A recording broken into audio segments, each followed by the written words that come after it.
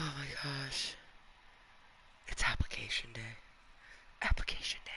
Application hype. Happy Earth Day.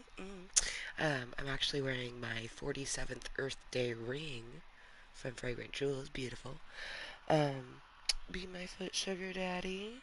Serious foot sugar daddy or just feet connoisseur. Serious inquiries. I am Cottontale, the way that you found it here. Kottontale, Cottontale on Feet Finder. Happy Monday. It is April 22nd, which is Earth Day. Happy Earth Day. It is April 22nd, 2024, and at 2:30 today, I meet with my potential new and first ever, well, not first ever apartment manager because I've been on someone else's lease where I did have to sign something, but I've never filled out an application for an apartment. I've never had an apartment by myself. This cave is the first time me living on my own. Hello, motherfuckers. Welcome to my club of Cottontails. A place for me to be 100% me while it's helping me mentally and physically. I'm Amber motherfucking Lewis. You found me as Cottontale is moist. And at 2:30 today, it's gonna be wild. And really, it's gonna be like before that because um, Ali Mom Rainbow's Alley mom and dad are going to be picking me up to go pick Rainbow up from school because she gets out of school at 2, and by putting it's at 2:30. But the place is only 22 minutes away from my house. That means it's probably only like 20 or 18 minutes from my daughter's school. So huzzah. Um, I'm excited. I'm nervous.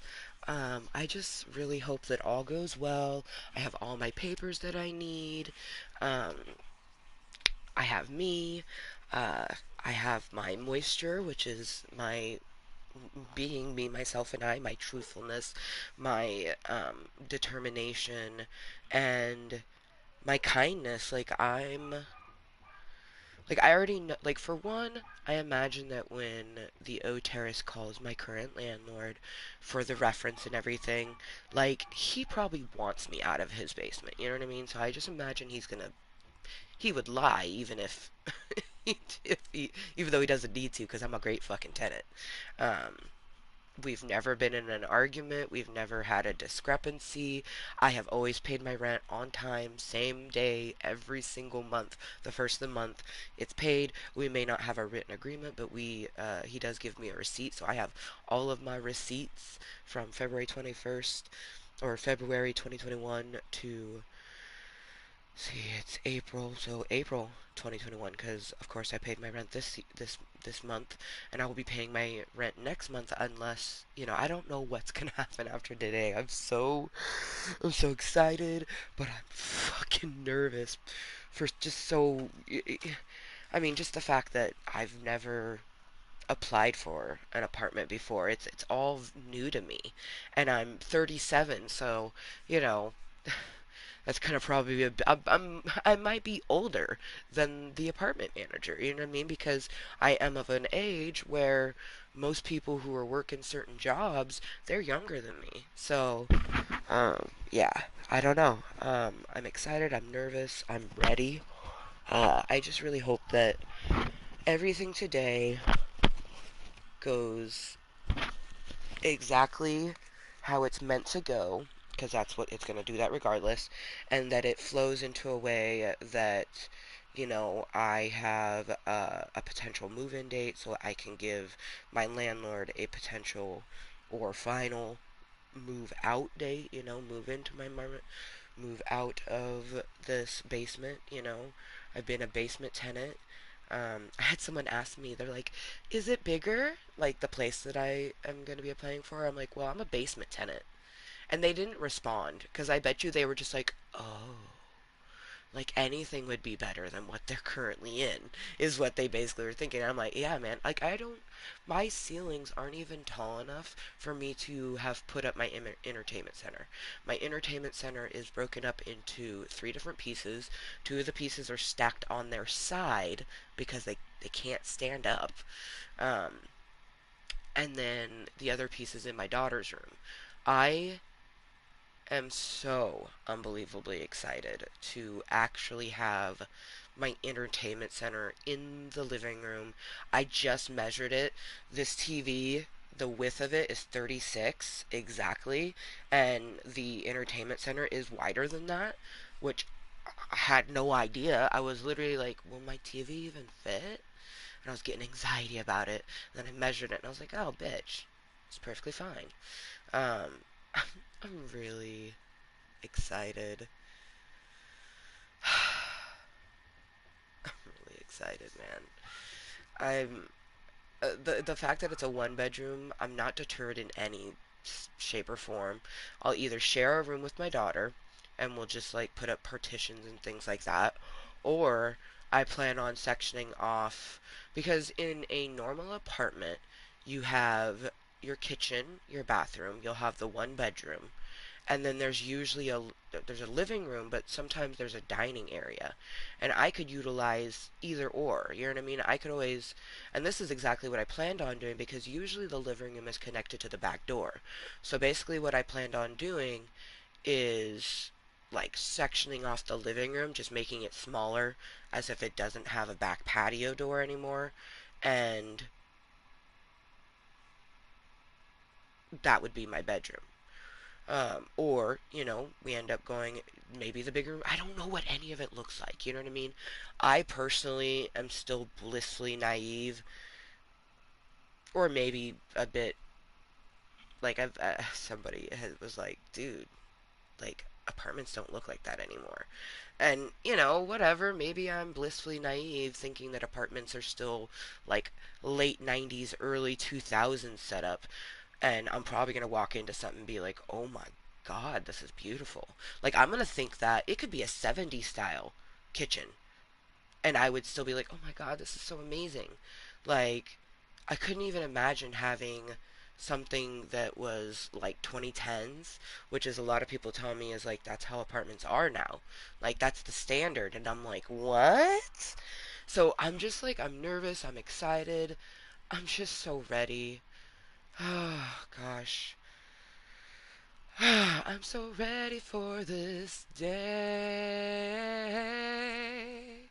because the first time in forever. Dude, the windows are open, so's that door. I didn't know they did that anymore. I didn't know they existed anymore. That's how I feel. I have no windows in this bedroom that I'm in. It's an unfinished basement, so I don't have baseboards in my bathroom. I've gotten used to having spiders as a roommate. Like, I already imagine, like, my apartment is gonna be bug free because when I see a spider, if it's a scary one, I'm just gonna go put it somewhere where, like if I have a shed or something like that, I'll put them in there. But like a false widow, if I see a false widow, I'm just gonna like put it in my kitchen. Put it by my garbage can probably. Um, Spiders are so beneficial, and they really are more scared of us than we are them. Even though, like I remember this a couple different encounters where both me and the spider were just like, bro, let's just get through this. Like, it's like I could feel their fear, and I know they felt mine. You know what I mean? But after a while, I see less and less spiders, and I know that's because one, I'm inhabiting it, but I see less wolf spiders, is what I should say. The spiders I see now are false widows or those little clearish not skin tone, because skin tones are a variety of texture and color, but it's like that translucently pale, like sickly looking color spider. Those are just house spiders. Um, those are the spiders I see, and I don't kill them because I'm like, whatevs. You know what I mean? Like, Go kill some flies. Like, they still scare me, and they're still gonna scare me, but living in this cave has helped me so much, and I'm so, I, I am looking forward to cleaning a place that isn't perpetually dusty. You know, living in a basement, it's just dusty. I mean, there's literally been times where the fucking someone's running upstairs, and I have seen dust fall from the kitchen, like just from all points of the cave. But it's been when I'm cooking. I'll see stuff fall, and I'm like, how much dust am I eating? Like, I'm so ready. I am so ready. I'm so ready. I'm so ready. I'm so ready. But yeah, good motherfucking morning from me to you. It's 9, almost 9 really. It's 8:52. In the morning, it is Earth Day. The 22nd of April is Earth Day, if you did not know. It's application day. Application hype. I'm so excited, but so nervous, and just, I'm so, I just have so many feelings running through me. Like, wow, that was a beautiful sound.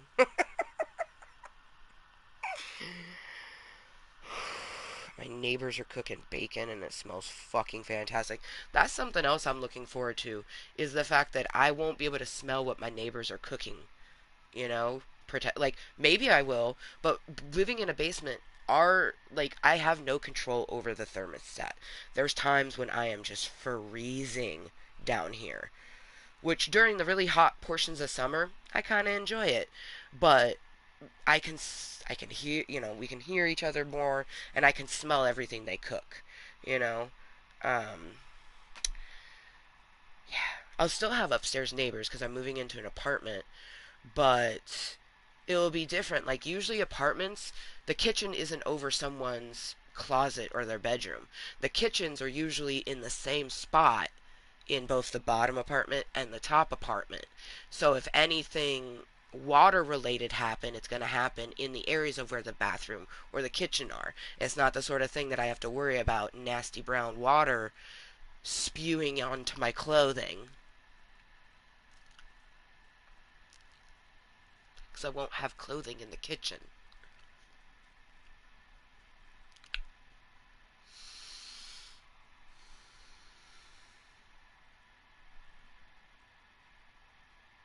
Gosh,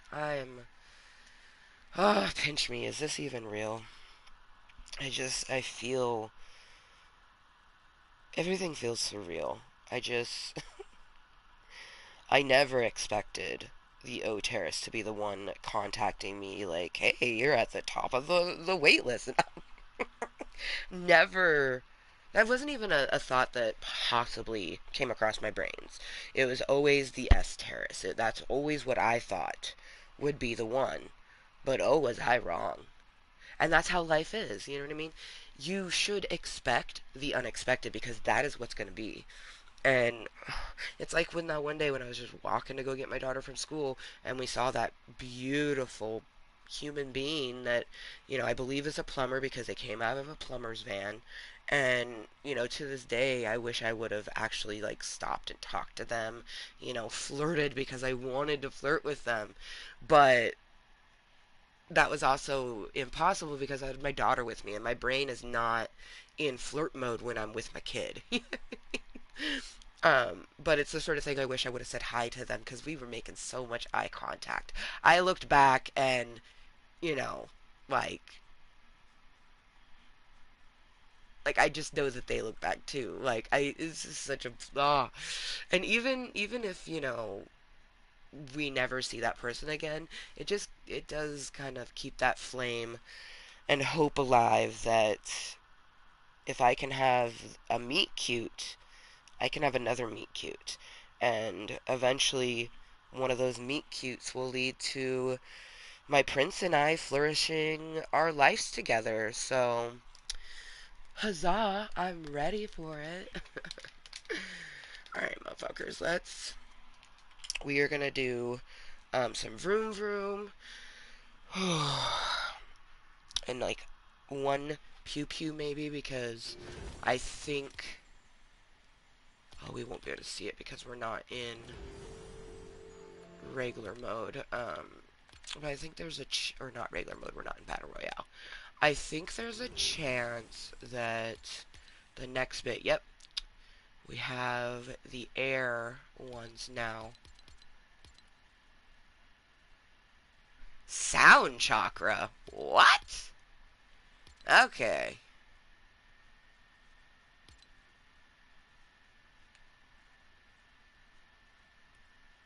But yeah, we only have 1 week, so you know it's important to do these as they come.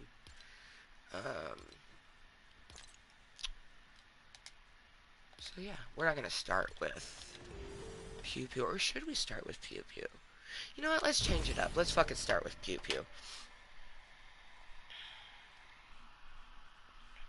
I also have some oranges. Orange.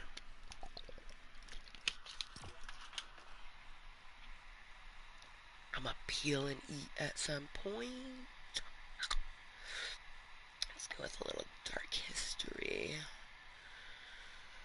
Okay. We are on 40 something. Almost 50. Ooh, we're over 50 actually. Okay, cool. We are on 57. The witches are coming. Hide your broom. Hide your goats. Oh. Whoa. Oh, okay, no, October 5th, 2022. That's why it's got the 22. I saw the 22 and I was like, oh my gosh, it's like today. Because today is the 22nd of April. Oh my gosh, it's application day, you guys. Like, April 22nd, 2024 will go down as the day that I officially filled out my first ever apartment application. I don't know if I'm going to get it. I don't see why I wouldn't. I income qualify. I'm a single mother with a kid. You know, I have no criminal history. Uh, yeah, I don't throw ragers or anything like that. Like, yeah, I personally don't see any reason why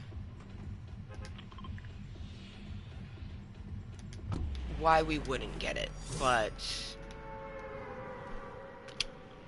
you just don't I don't want to get too excited. Like, I'm excited that I'm at the top of a wait list. I'm excited that and nervous that I'm filling out an application for an apartment today, but I don't have the apartment. So I don't want to get excited like, "Oh my god, I'm going to be moving soon." Like, that will be after they told me like, "Hey, you officially got it. You can start moving in, on this day." And then once I know, um I imagine, but that's just it. Is expect the unexpected. What I think is going to happen is we'll have it today, and then, by the end of the month, they'll let me know, and then, like, end of May is when I'll move in, and June will be when I pay rent at the apartment for the first time. But I don't know. You know what I mean? All I know is that once I have my child support, I'm going to put my child support, separate it how I do. Um,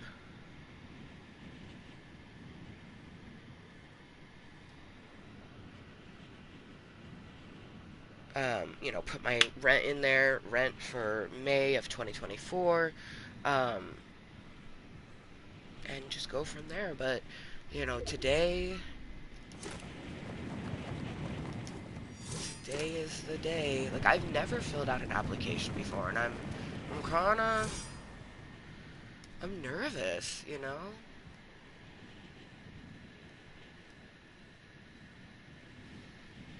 I'm nervous but excited. I'm supposed to land at an elemental shrine.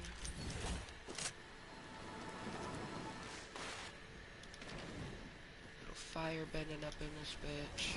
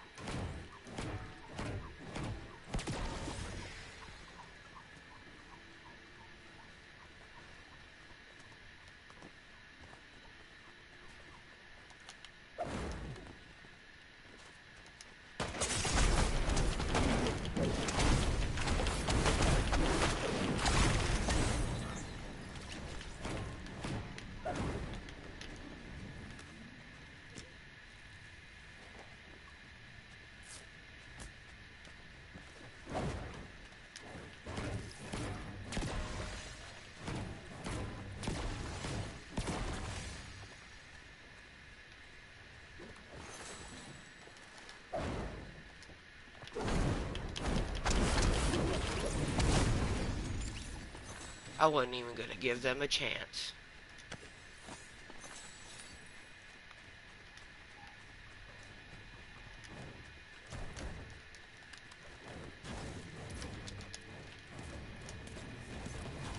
Jump while using air wheel. Oh, now I gotta find air? Okay.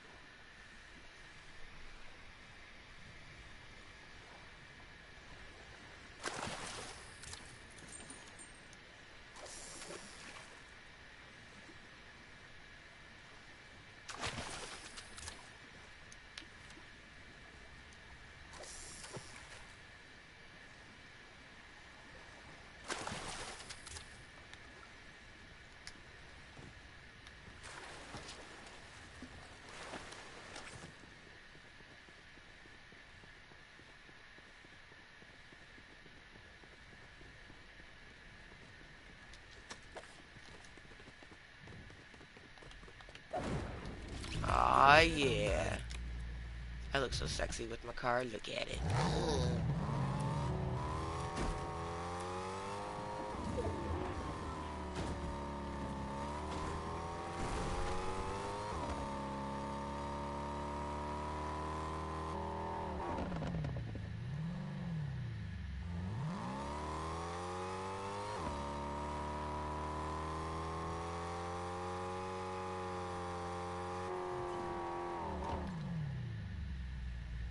Oh, those must be where you get...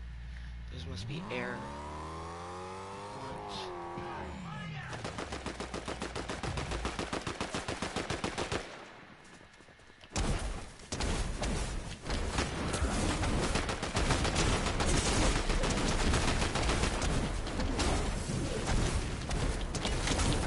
Ooh, I'm about to die.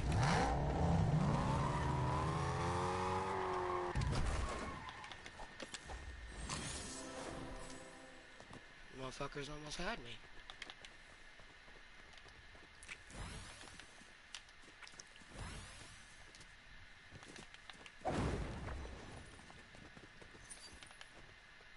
But it was worth it.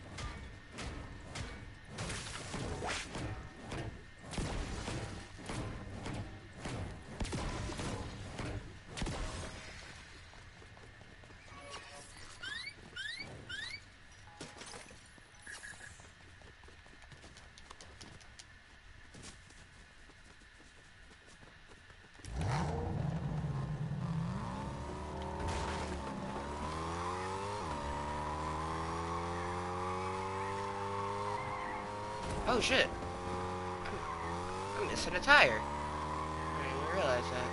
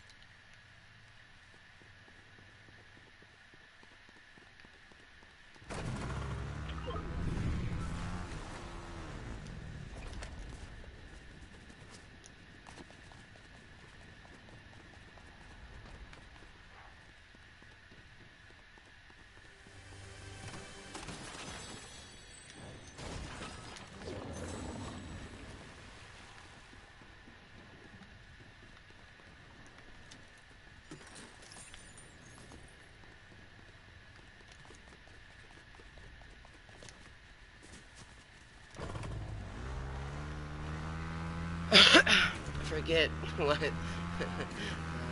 I think it's crouching. I think it's crouching. Yeah, it's crouching.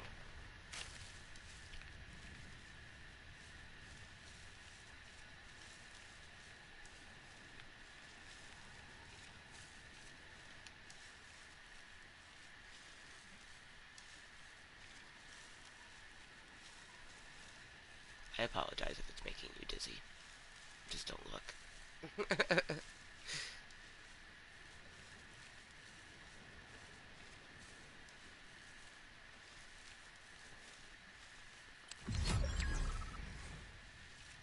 we're in the 70s.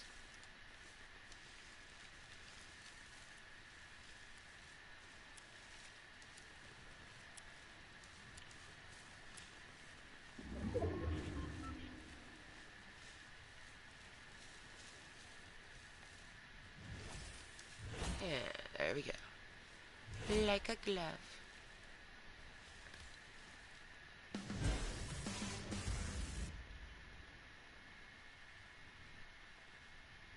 Damage. Deal damage with ranged weapons while airborne? How is one meant to do that? Okay.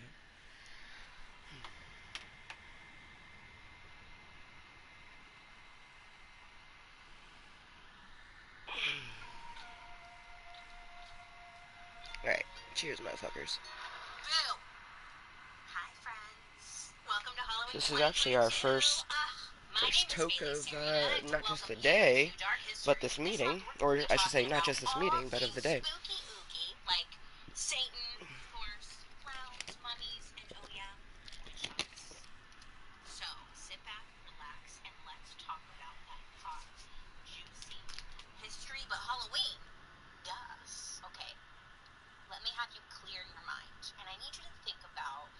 classic Halloween costumes. I mean, you know them.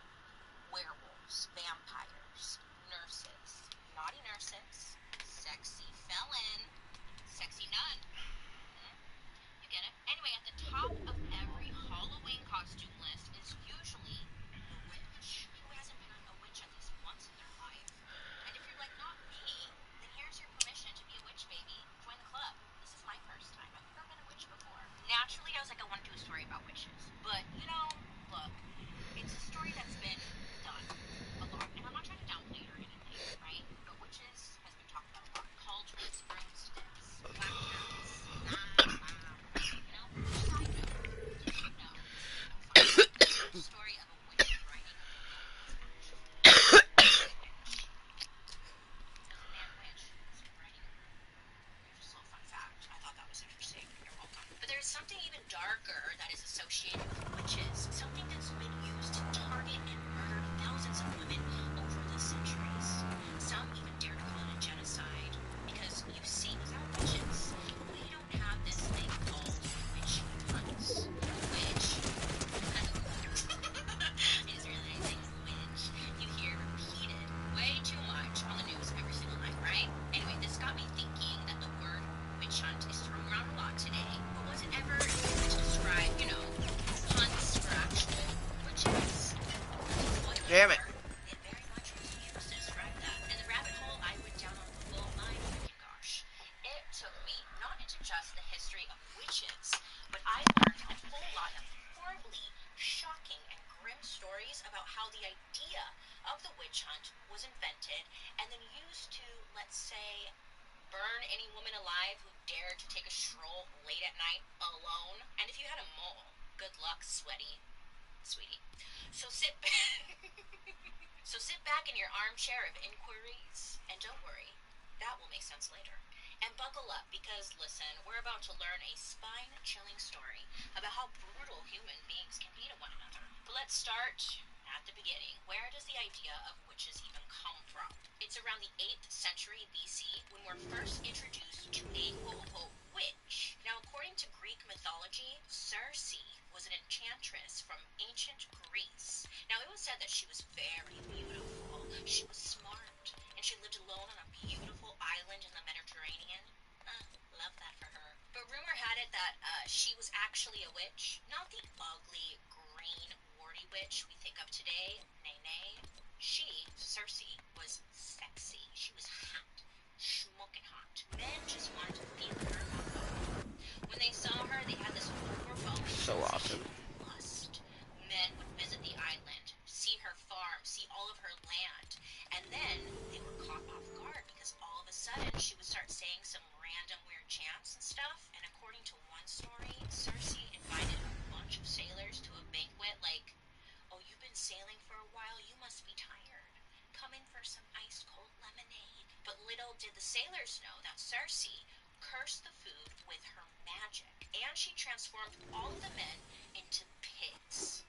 Yeah, actual pigs, like the animal, leaving them trapped forever in their new pig bods. So creating fear around women seems to have started all the way back to Circe, because many believe they're up to something and trying to destroy men. But before TV, radio, Twitter, social media, all of that, ideas were shared and spread through the towns, the cities, the people, through art. One very influential artist in the Middle Ages was a German printmaker named Albrecht. He was a big deal because he was associated with all of the greats. I'm talking about all the Ninja Turtles, Raphael, Leonardo da Vinci, etc. Yeah, he started out doing oil painting, portraits, self-portraits. I mean, he was an art machine. You may even recognize one of his most famous pieces of art, the praying hands. The hands that everyone has tattooed on them? Yeah. Drake used it on like one of his album covers.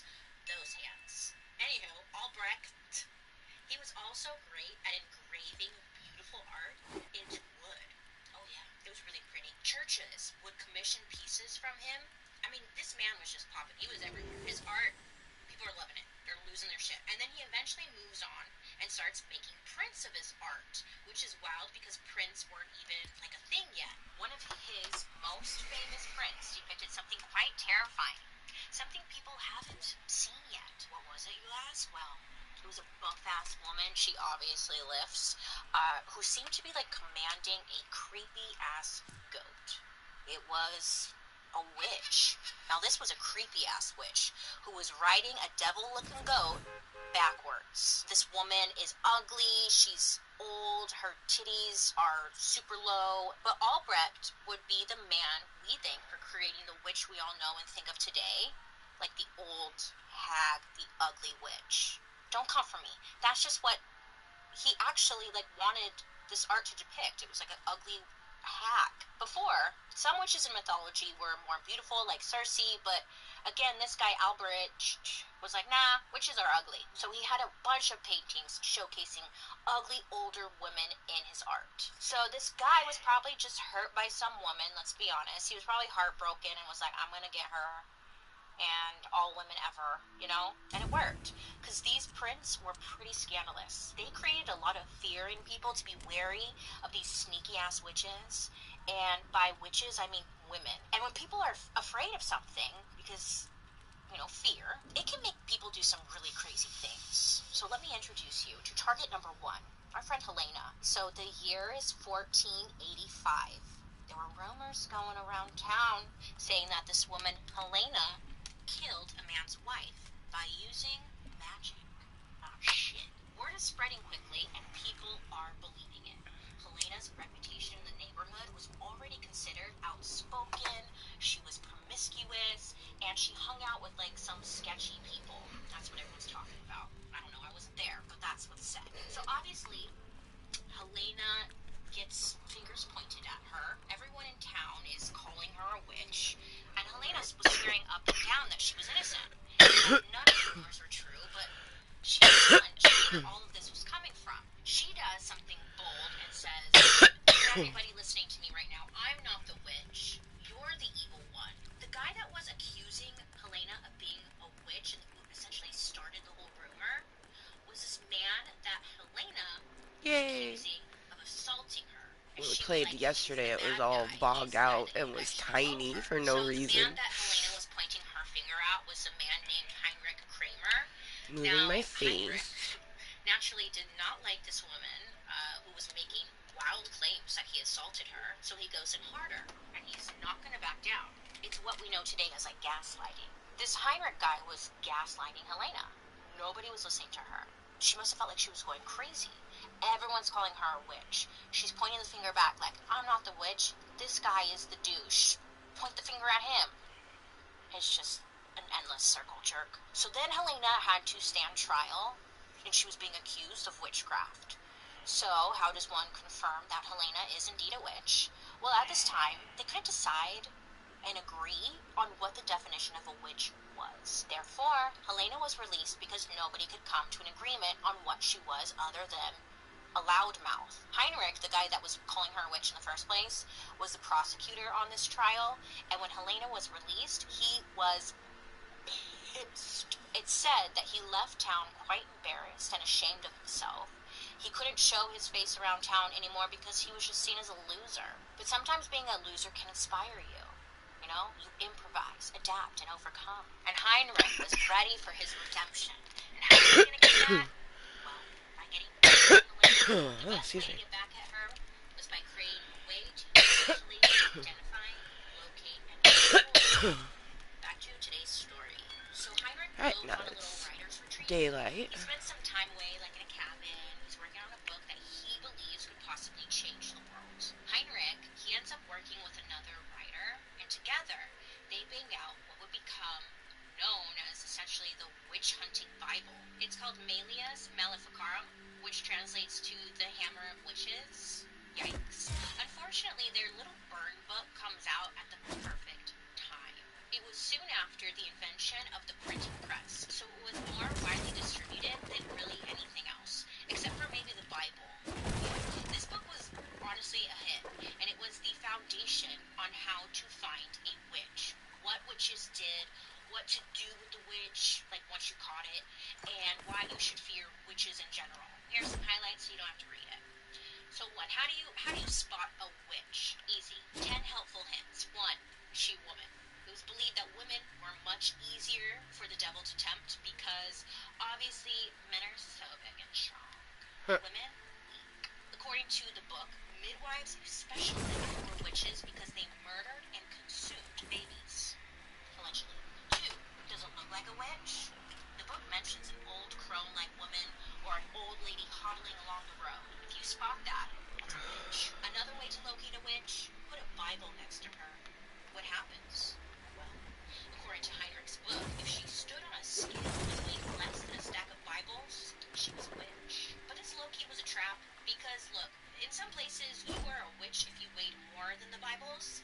And then there were other places where if you weighed less than the Bibles, you were a witch. It was just a lose-lose situation, you know? The only way you could be found innocent was if you matched the weight of the Bibles exactly. That means you're not a witch. Okay? You know, it's just, what is this? Come on. Nobody wins, is what I'm getting at. Another sign if she's a witch, I'm saying she because let's be real, it's always a she. Does she talk to herself? A person was potentially a witch if she, specifically she, not he, if she was caught talking to herself. Oh yeah, witch. Oh, and does she have a mark? More specifically, a mole or a wart. Now this didn't have to be on the face, it could be anywhere on the body, so the accusers could strip you naked and search your whole body for like a mole, a wart, a mark. Hot. If any woman tried to get the mole removed, the scar was enough to prove that she was a witch indeed. The mole or birthmark was believed to be a sign of a witch pact. When confronted with this evidence, you could be hanged and burned. Isn't that scary? Just a mole? God damn it. Here's another way to find a witch. Does she have freckles? Oh my gosh! I like everything they've said. I'm like, fuck. I'm a witch. Like, I don't have any raised moles, but I have lots of large beauty marks. Um, Yeah, people who were officially that could be considered a flat mole.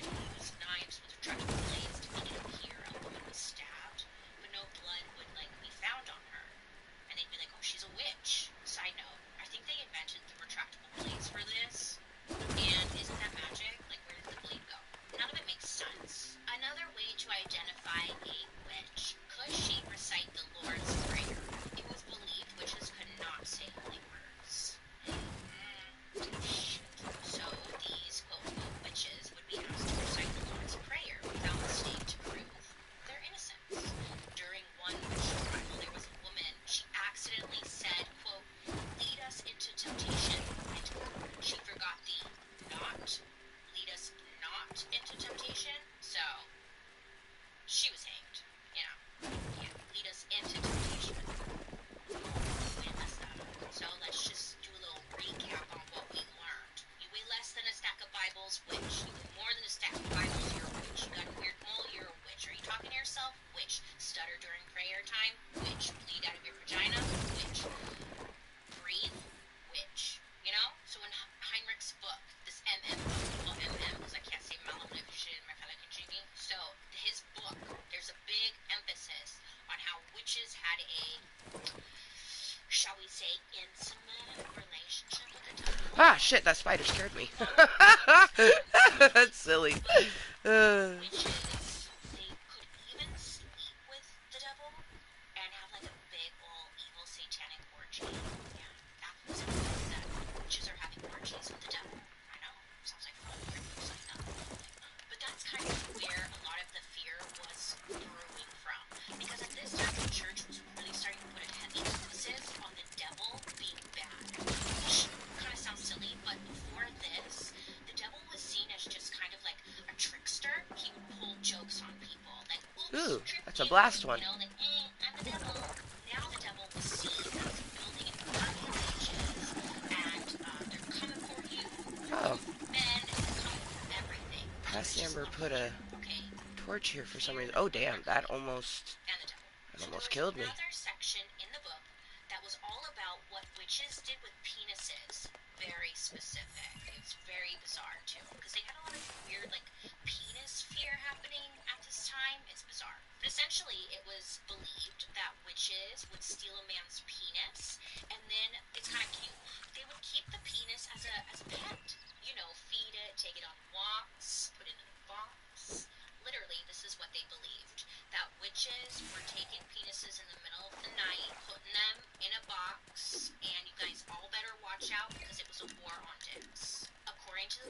This was hot. all because, quote, all Too hot. witchcraft comes from carnal lust, which in Oh, women was insatiable.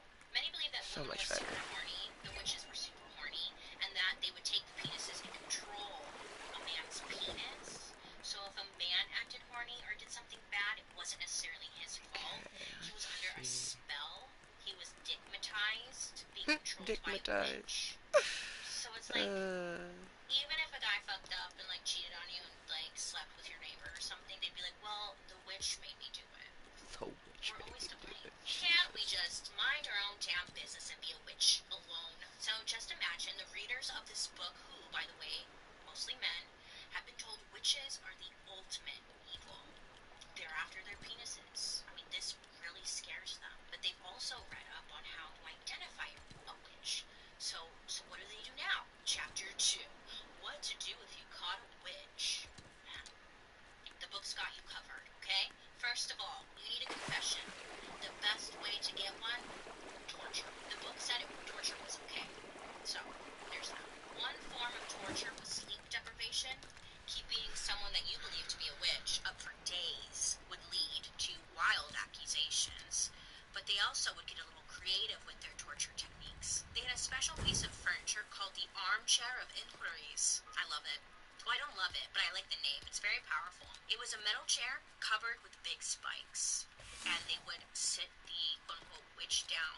They would light a fire underneath the chair. And because the chair is made of iron, it would get really hot. And like your butt would like melt to it. You're melting to the... They really were big into torture. It's bizarre. Have you ever heard of the phrase, in the hot seat? Well, it comes from this torture device. Because, well, the seat would get really hot. It looks rough. It looks real rough. I looked up way too many pictures. It was terrible. So why did these witches need to be caught and tortured? You know, that was my thought. Well, they were using witches as scapegoats, essentially, for everything. It was believed witches were causing hailstorms, causing lightning to blast men. They were using magic for evil, killing livestock, and bringing harmful weather. Now, it's fun to blame other people for all of your problems, so it honestly makes sense that this book is a hit. Think about all this stuff going on. The weather is bad, their penises aren't great. You know, I don't know. They just want to blame somebody. Plus, the Pope is like, hey guys, I heard about this book. Give it a read if you have time. And people listen because he's the Pope. And when he says drop your pants, you better drop them. You know? So first of all, the fact that they had their own books, the people that had their own books, was just mind-blowing. Because most people at this time owned one or two books, and if they did, it was the Bible and this book, the MM, so people are feeling empowered. They're feeling cocky. They're like, look, I did my research. I read the book. I'm smart. Fear and paranoia swirling around. Everyone's on high alert. There may be witches amongst us. You know, trust no honest way to hire. Okay, we're back. Listen. The year is the early 1600s, and we're in Spain.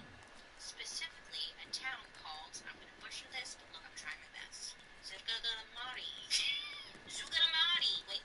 Zugamarmidi. Wait. Zugamardi. We are here because this would be the largest witch hunt ever done by the Catholic Church, where 7,000 people were accused of being a witch. Oh yeah, 7,000 people. Now, fun little fact, this town was mainly made up of women. Oh, surprise, surprise, right?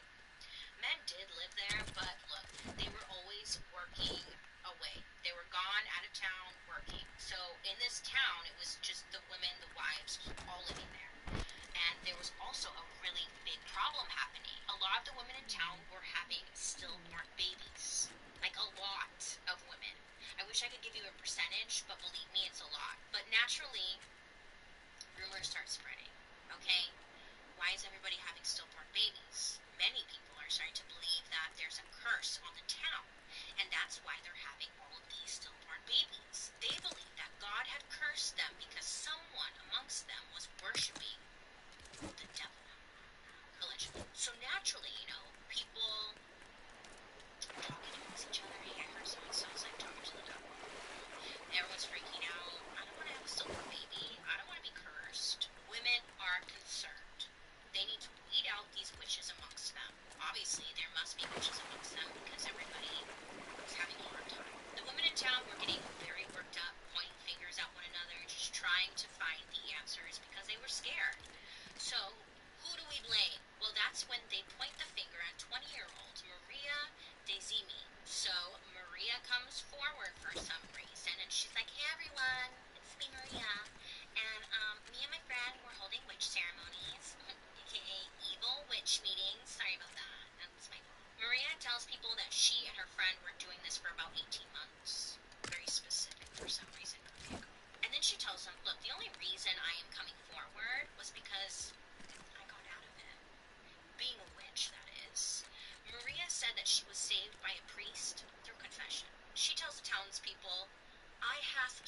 so hard to cast that witch life asunder.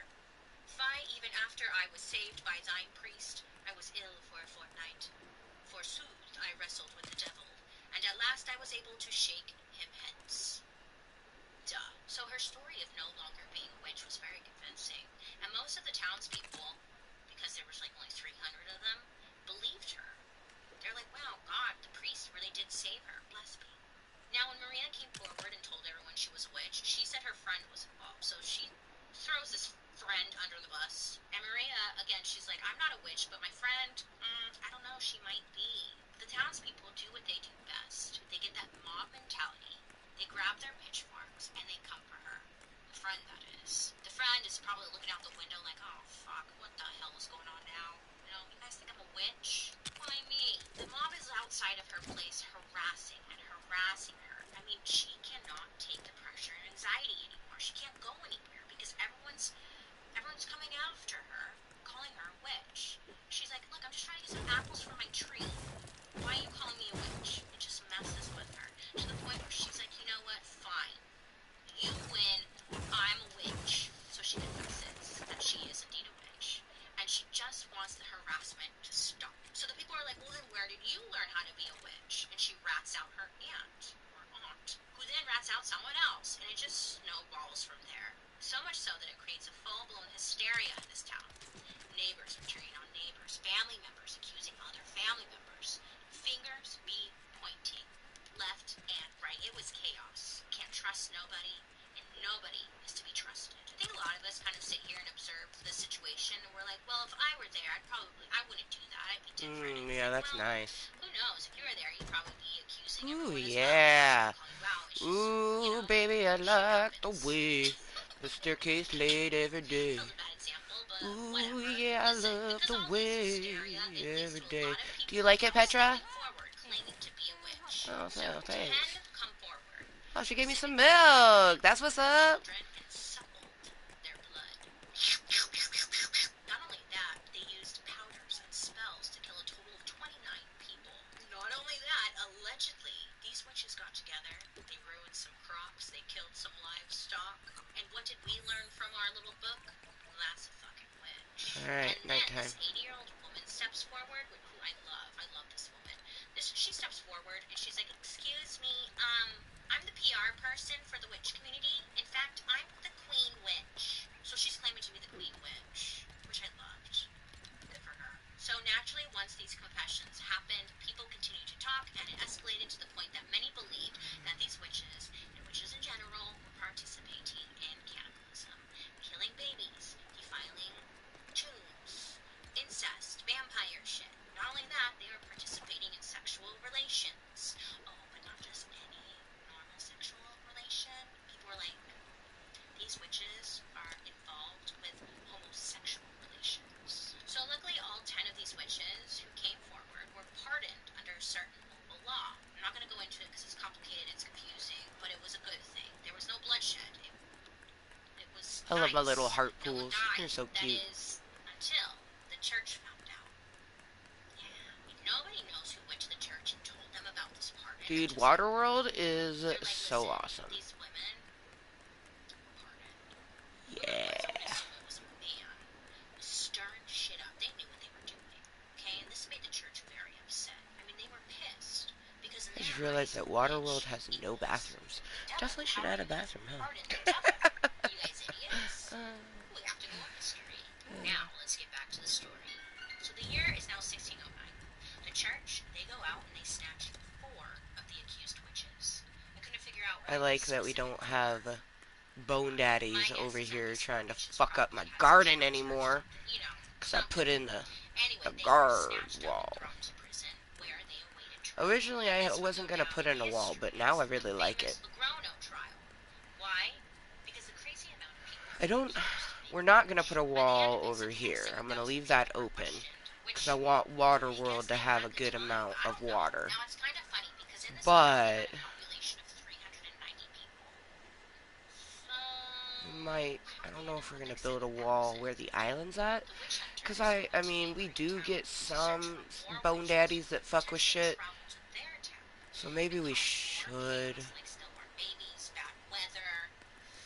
put like another gate over there, So maybe. they have to get ahead of the game and weed them out while they Yeah, can. So we'll I do thought that. theories that they ran out of people to blame because in town 158 were accused of being a witch and 124 were under suspicion and needed to give a confession.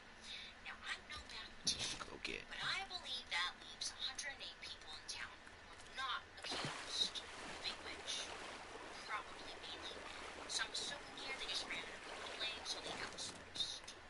That's my theory. The witches that were put in jail or prison, 13 of them died because they were treated so poorly. Now, they said the women weren't tortured. Okay, guys. Okay. So the priest would gather all the witches, march them into town square, drag them onto the stage where all the townspeople gathered to gawk at these witches who have been ruining their lives.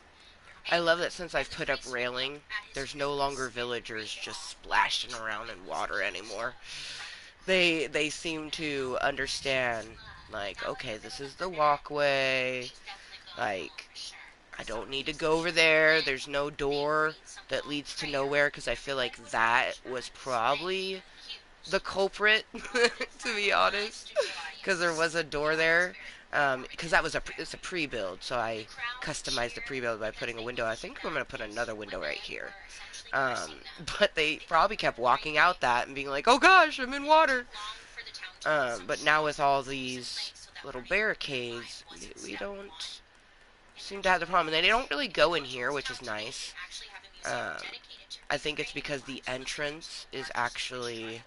And every year they Oop, let's celebrate grab these something witches with a smaller so we big can old see better. feast called Cave of Witches. It goes down every summer. They Um, light like fires the and it's entrance is meant so to close remember to that the they fucked up. edge, And but hopefully it won't happen again. sometimes they go in Props there, to but they you. haven't been going in there Keep very frequently, and I'm happy killing about it. that.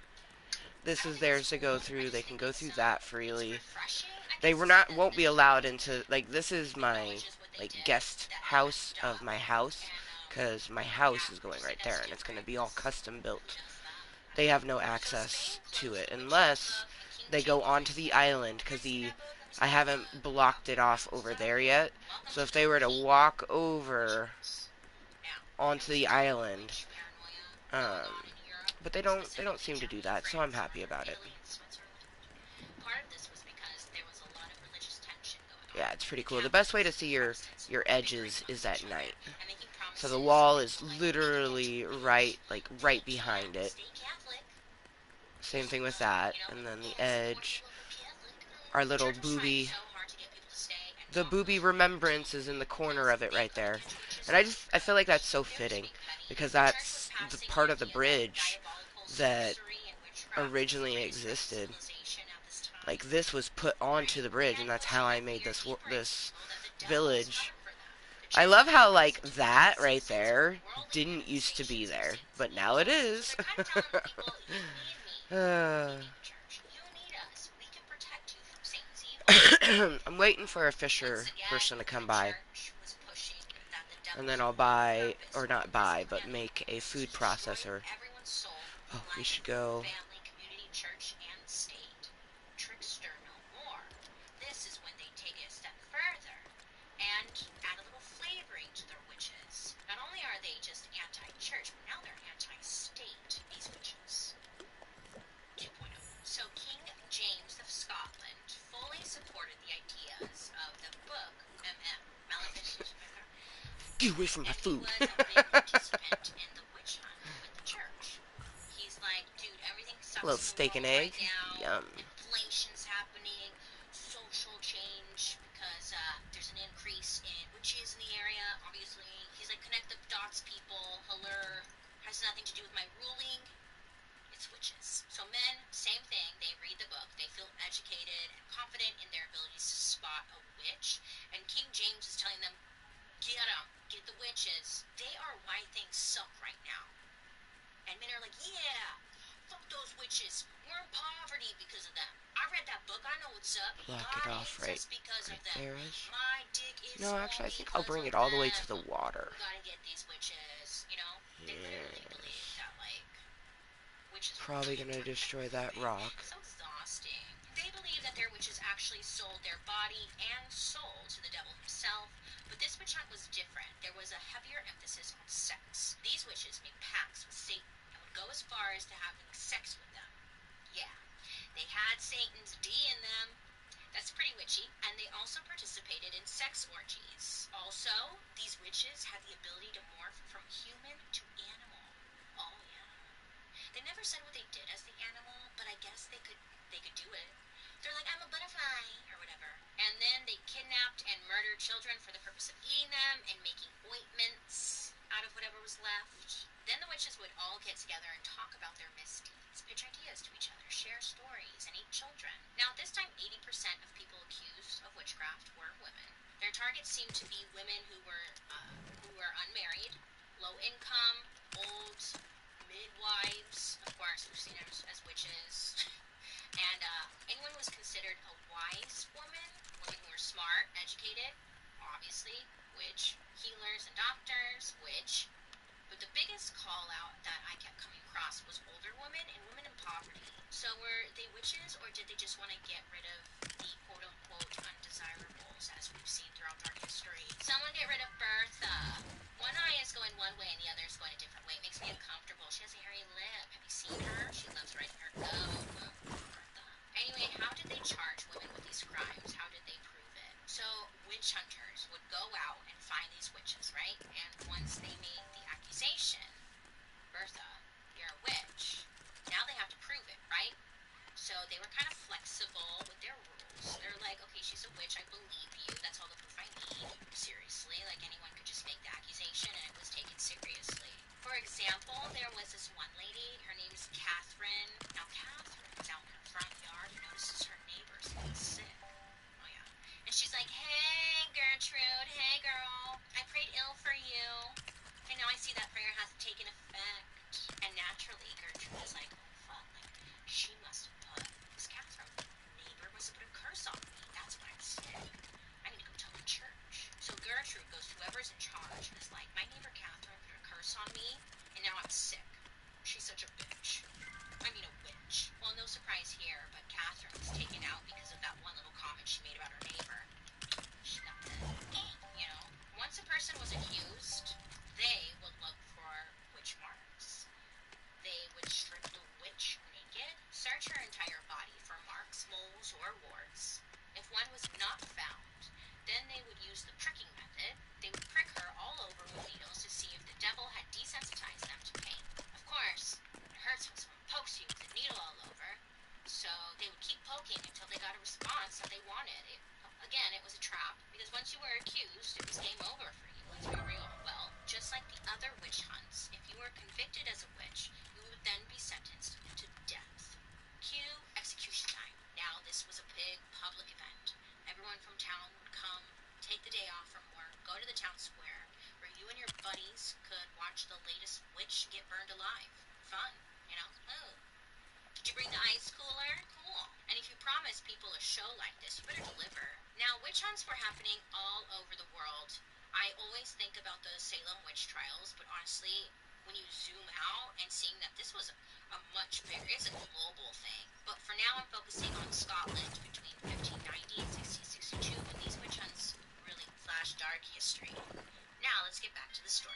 Okay, so King James is in charge. Hey, population, about 1 million people, and his position as king was being challenged, and some people wanted him removed. But he wasn't ready to give up the throne. Of course not. Why would a king want to give up the throne? So King James is like, well, I gotta win my people back. And how am I gonna do that? Light bulb moment, I have an idea. I tell them a witch story. People love stories. They love Ugh. learning witches and great. So the common theme here is that putting fear into people is always step I one. love it because Except it's like King James it is like, I is gotta considered tell a people a desert scary story. Let's world time him in a or witch. village, He really, tells the people that because he it's in the knows of a world. witch But this named village is Mooiisstt considered a Motherfucker. desert So village, but who most is of this it's over fantasy water. world? Well, Mooiisstt Only that was a portion over genius. there on the When he land and learned the how portion King over there James on the made his land. ship as a Um, maid, the king and like his all those wife wanted to motherfuckers, go on a they're little hot. journey across the But sea. it's So, because all of the fully things they stocked with tend fruit, to they head are out on over the there. waters. The So trip does not go as I think what planned. I'm gonna One do point, is the ship almost move. flipped over and I'm gonna sank, leave but this thing here, but I'm gonna saved. make Yeah. something Tragically, similar the over ship then here, had to turn around and end the honeymoon early. so then Boo. Well, they when can something do goes their. wrong, who do you blame? I mean, the A people who woman. are in the garden, they'll still be She hot, but you gets know there what? something. they're like some So cowboys. I Gaelic feel thought like that they're they were used going to to that shit. You know find what I out. mean? And this is when rumors came to light. Some heard that Galis made her own And Petra's probably used to remedies. it too, because Some she's even said that they saw her making her own home a remedies. paleontologist. So, And some other guy was like, I saw Galis walking alone at night. but I'd like to So they turn this all put whole their thing heads together. into a Like 420 thing this for myself. Like, home put up a remedy gate, like how we have those walking gates at all night. around it. This could only be So, one thing. Galis was a witch, yeah. and she You know cursed what? the Let's look shit. at some Now, mind you, this is what pre-build King James is telling the people. So, because of shelters, this, because there's Galis, she was arrested for being a this. witch. While she was interrogated, she was stripped naked. They shaved her entire body because they believed that the devil hid in women's hair. Just another thing, the devil did, right? My God. So they strip her, they shave her entire body, they search for the devil's mark, being moles or dark freckles. So they poked and they pricked her skin to see if she bled. And after searching and searching, they claim to have found the devil's mark on her throat. Which is like so annoying because they shaved her entire body. They looked up, down, and in between. And then they find, the mole on her throat. Like you couldn't see that in the first 5 minutes. I just feel like they could have saved a bunch of money and time with Geico, but instead they chose a different route. They continued to torture her for days. Days go by. Torture. Now, some say that while she was in custody, she was sexually assaulted, and others say that she was full-on raped while they're doing that little mole search. Yeah, they were doing anything to get a confession out of her, asking who her accomplices were. Who are you working with? Tell us. Now, eventually, because Galis is being tortured, she starts giving names. Duh, hello, yeah. She ends up giving a list of 60 other women she believed to be a witch. 60. I don't even think I know 60 people. Like, okay. She's just making up names. Good for her. Now, this is where King James and his crew get the idea that Galis and these 60 women, they must come from the same group of witches, aka a coven. And it was rumored that Satan had given this coven the task of destroying the king. They were sent to take him down, and that's why things were so shitty at that time. Because witches were contaminating the area with their filth. Poor Galis was sentenced to death, and everyone came out to watch her die. So after this, King Jay, he realizes he's getting a lot of praise and positive feedback from the people for taking down a witch. He's like, I know, I'm amazing. This is when he decides to run with it, and hopefully this will be, the way to win his people back. It was essentially a campaign of terror against women. Naturally, once again, everyone's on high alert, especially women, because, well, you're the target. And then this woman comes forward named Margaret Atkin. Now, Margaret, she would come in and further fuck shit up. So Marge comes forward to the men in charge, and she's like, oh my god, it's so crazy because I'm actually a witch. But I'm telling you this because I can help you guys out. I can use my powers for good. I know how to easily spot a witch just by looking into their eyes. I can help you guys speed up the process. And then the king's team is like, yeah, okay, like, alright. She's the literal mole. They found their mole. Now, this is my thought process. This is a side note. Marge is either kiss ass or smart as hell. She kind of like found a loophole to stay alive. Like, if you can't beat them, join them kind of thing. I think that's what she's doing. I'm not sure, but she... Okay, girl. This is when the king assigns a few people to go with Marge, town to town, door to door, searching for witches. So Marge is naturally going around like, she's a witch. She's a witch. I don't like the way that you're looking at me. You're definitely a witch. She was just going around labeling people as witches. And then she gets a little performative. She would look into their eyes. I was like, I can't tell with this one. Time for the sink or swim method. So they throw the witch, the alleged witch, into the water and see if they would sink or float. Now, Marge and her accusations were taken very seriously. Anyone labeled as a witch was thrown into prison and tortured until they got a confession. Once again, if you're being tortured, most likely you're going to confess. So this led to many confessions, and this made Margaret look great. Excuse me. They're like, wow, Marge. Wow, Margaret. You're great at this. You're catching a lot of witches. Keep it coming. Well, those accused, they would stand trial, and most of them were sentenced to death. Whoops, Margaret. Whoops. Now, the final number of those accused by Margaret remains unknown, but many believe it was in the hundreds. Well, it didn't take long until somebody caught on to Margaret that she perhaps wasn't telling the truth. I'm not sure who, but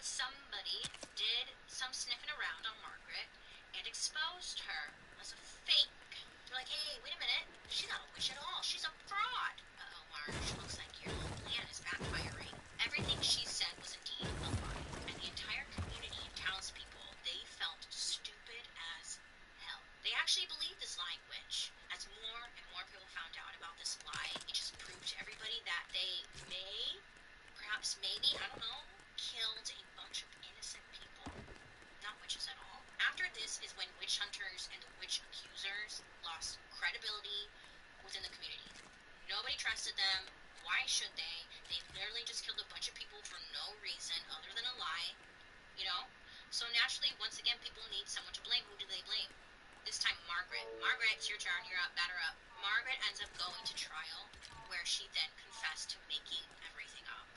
And the townspeople were probably super excited to see her die, so they burned her at the stake in 1597 by March. That same year, the releases a series of books called Demonology to breathe new life into the witch hunts. He needs to win his audience, first of all. Second of all, he wants to keep killing them witches. He's like, come on, you guys, aren't we still mad? Come on. But the witch hunt did not pop off like it once did. Courts throughout Europe decriminalized it, and they realized that maybe witchcraft isn't a reason to burn someone alive. Just a thought. Even though it did fizzle down a bit, people were still accused of witchcraft for hundreds of years to come. And you're probably wondering, well, what happened to King James? Well, he went on to be fine. He lived a very long life and even went on to write the Bible or something. Yeah, that King James. Don't worry, America was like, wait, let me see that MM book. Can I copy those notes? And that's what inspired the Salem witch trials, baby. Our turn! Yay! Who's first? Sarah. Come on down, Sarah. Get that little snaggletooth on over here. Get your little ass over here, Sarah. Come on. So what did we learn here today, friends? Well, when in doubt, blame women seems to be the common theme.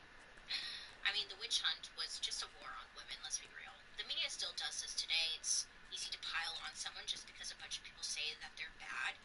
It can happen to anyone.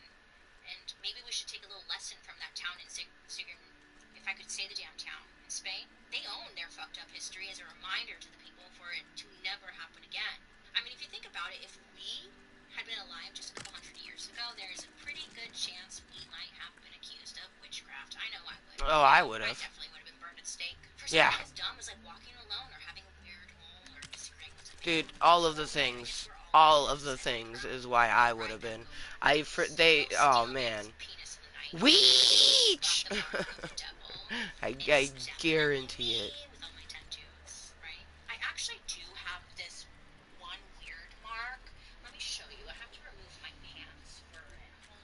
Thank you for learning with me today. Remember, don't be afraid to ask questions to get the whole story because you deserve that. I'd love to hear your guys' reactions to today's story, so make sure to use the hashtag #DarkHistory so I can follow along.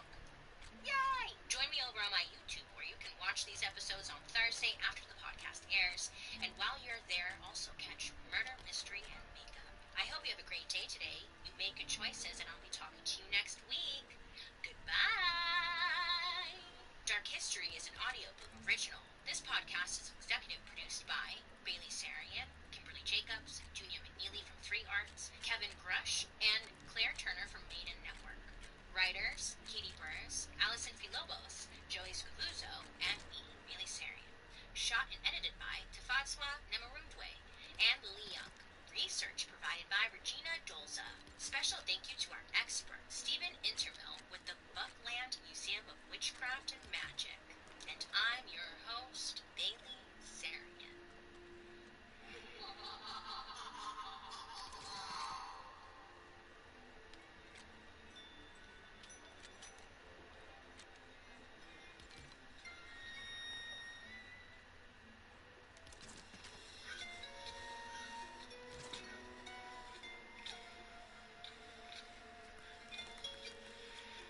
Hey guys, it's me, your ex.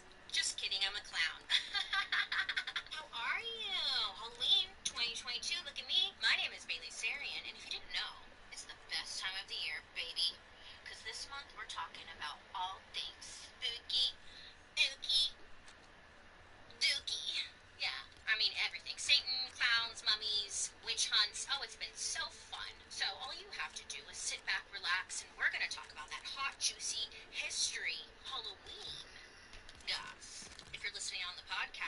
I'm a clown. So when I say the word clown, what do you think of?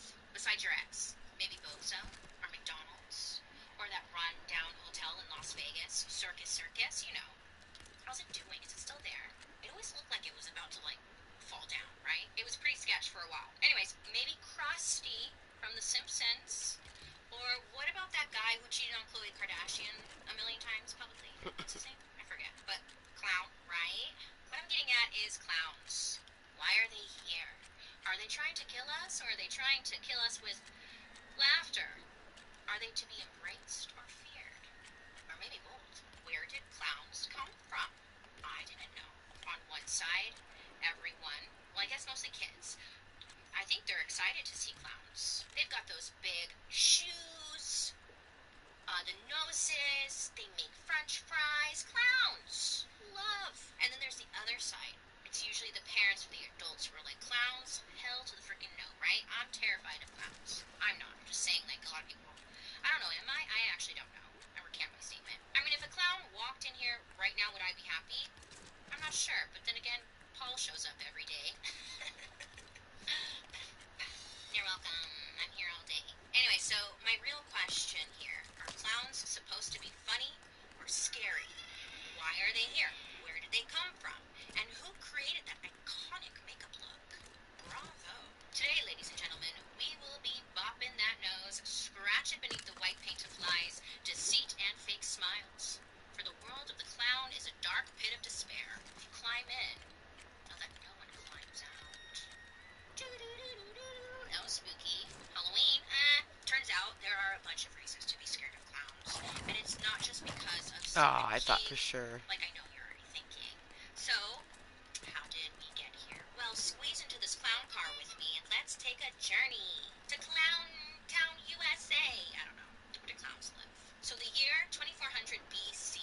We're in ancient Egypt. Now I know what you're thinking. Actually, we'll When just it take comes to all of it ancient and I'll Egypt, replace it. mummies, mummy powder, pyramids, Egyptians. But what if I told you clowns? A version of early clowns were actually found in ancient Egypt. They did everything, just like the Greeks. Ancient Egypt, they were ahead of their game. So rumor has it that laughter is the best medicine, and the Egyptians felt this to be very true. So they would go to wild lengths to get those laughs. The Egyptians would capture other tribes and force them to make up dance routines to entertain their kings. It was also said that in ancient Egypt that sometimes the same person would be the priest and then other times be the local clown. Yeah, so by day, praising Jesus, praising Jesus. And then an hour later, he's making you giggle. He's a priest and he's a clown. Good times, LOL. That's the church I would want to go to, you know? It makes sense, does it? No, but I like it. This was just great entertainment because they didn't have anything to really do back then. So, clowns. Cool. It was important to everyone to have a good laugh. So when they saw their priest do it, they didn't think anything of it. It was normal. He's a priest and he's a clown. Good times, LOL.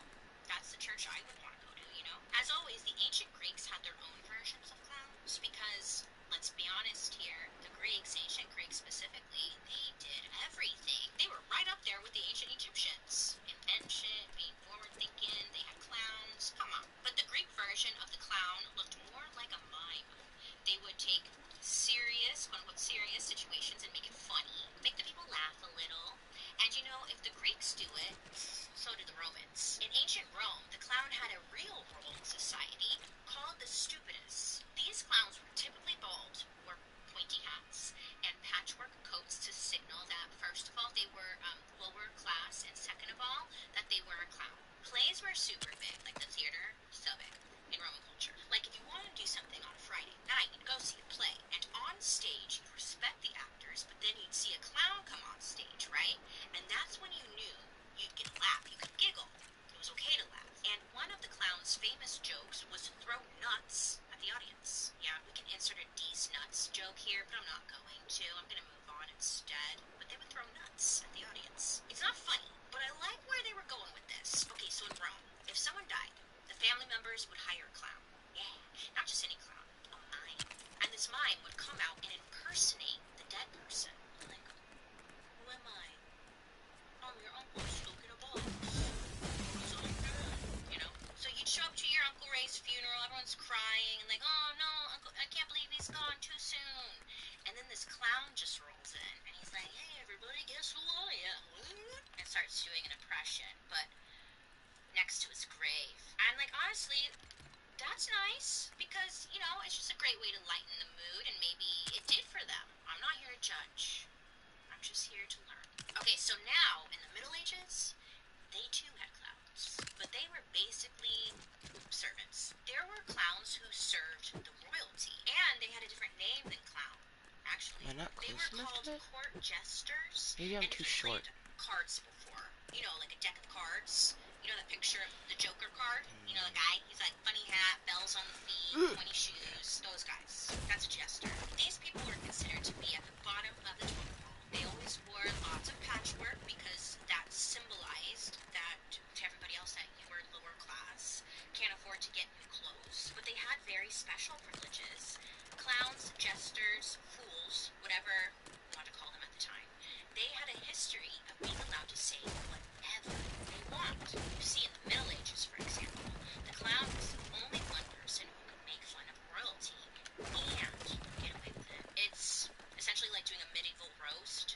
If you were dressed up funny, quote unquote funny, it gave you the right to make fun of whoever you wanted, which was kind of cool. It was like a free pass. You weren't a threat. You weren't seen as a threat because you were lower class. But it was a nice way to low-key speak the truth right to the king's face without the risk of getting your head chopped off for it. So if you're a clown, you could be like, ha ha, I'm a fat king who likes to eat all the food and starve his people. LOL. And like you can say that because you're a clown. If a normal person said that, they die. You know that show Undercover Boss? God damn it. Yeah. Well, in the Middle Ages, they had their own version of that. You see, there Damn would it. be one day out of the year, usually on New Year's, where the king would have to dress up in peasant clothes and act like one of the poor people. And the clowns, oh, this was their moment. They'd get to take over the king's position. The king's like, what do you mean I don't get a lunch break? Who made these rules? A similar New Year's tradition was done by Native American tribes who believed that you could only be ready to receive wisdom and spiritual growth if you got all your giggles out first. The Lakota people gave the priest that led the ceremony the name Heoka, which means contrary or sacred clown. The sacred clown, just like those Egyptian clown priests we talked about earlier, is another example of people believing that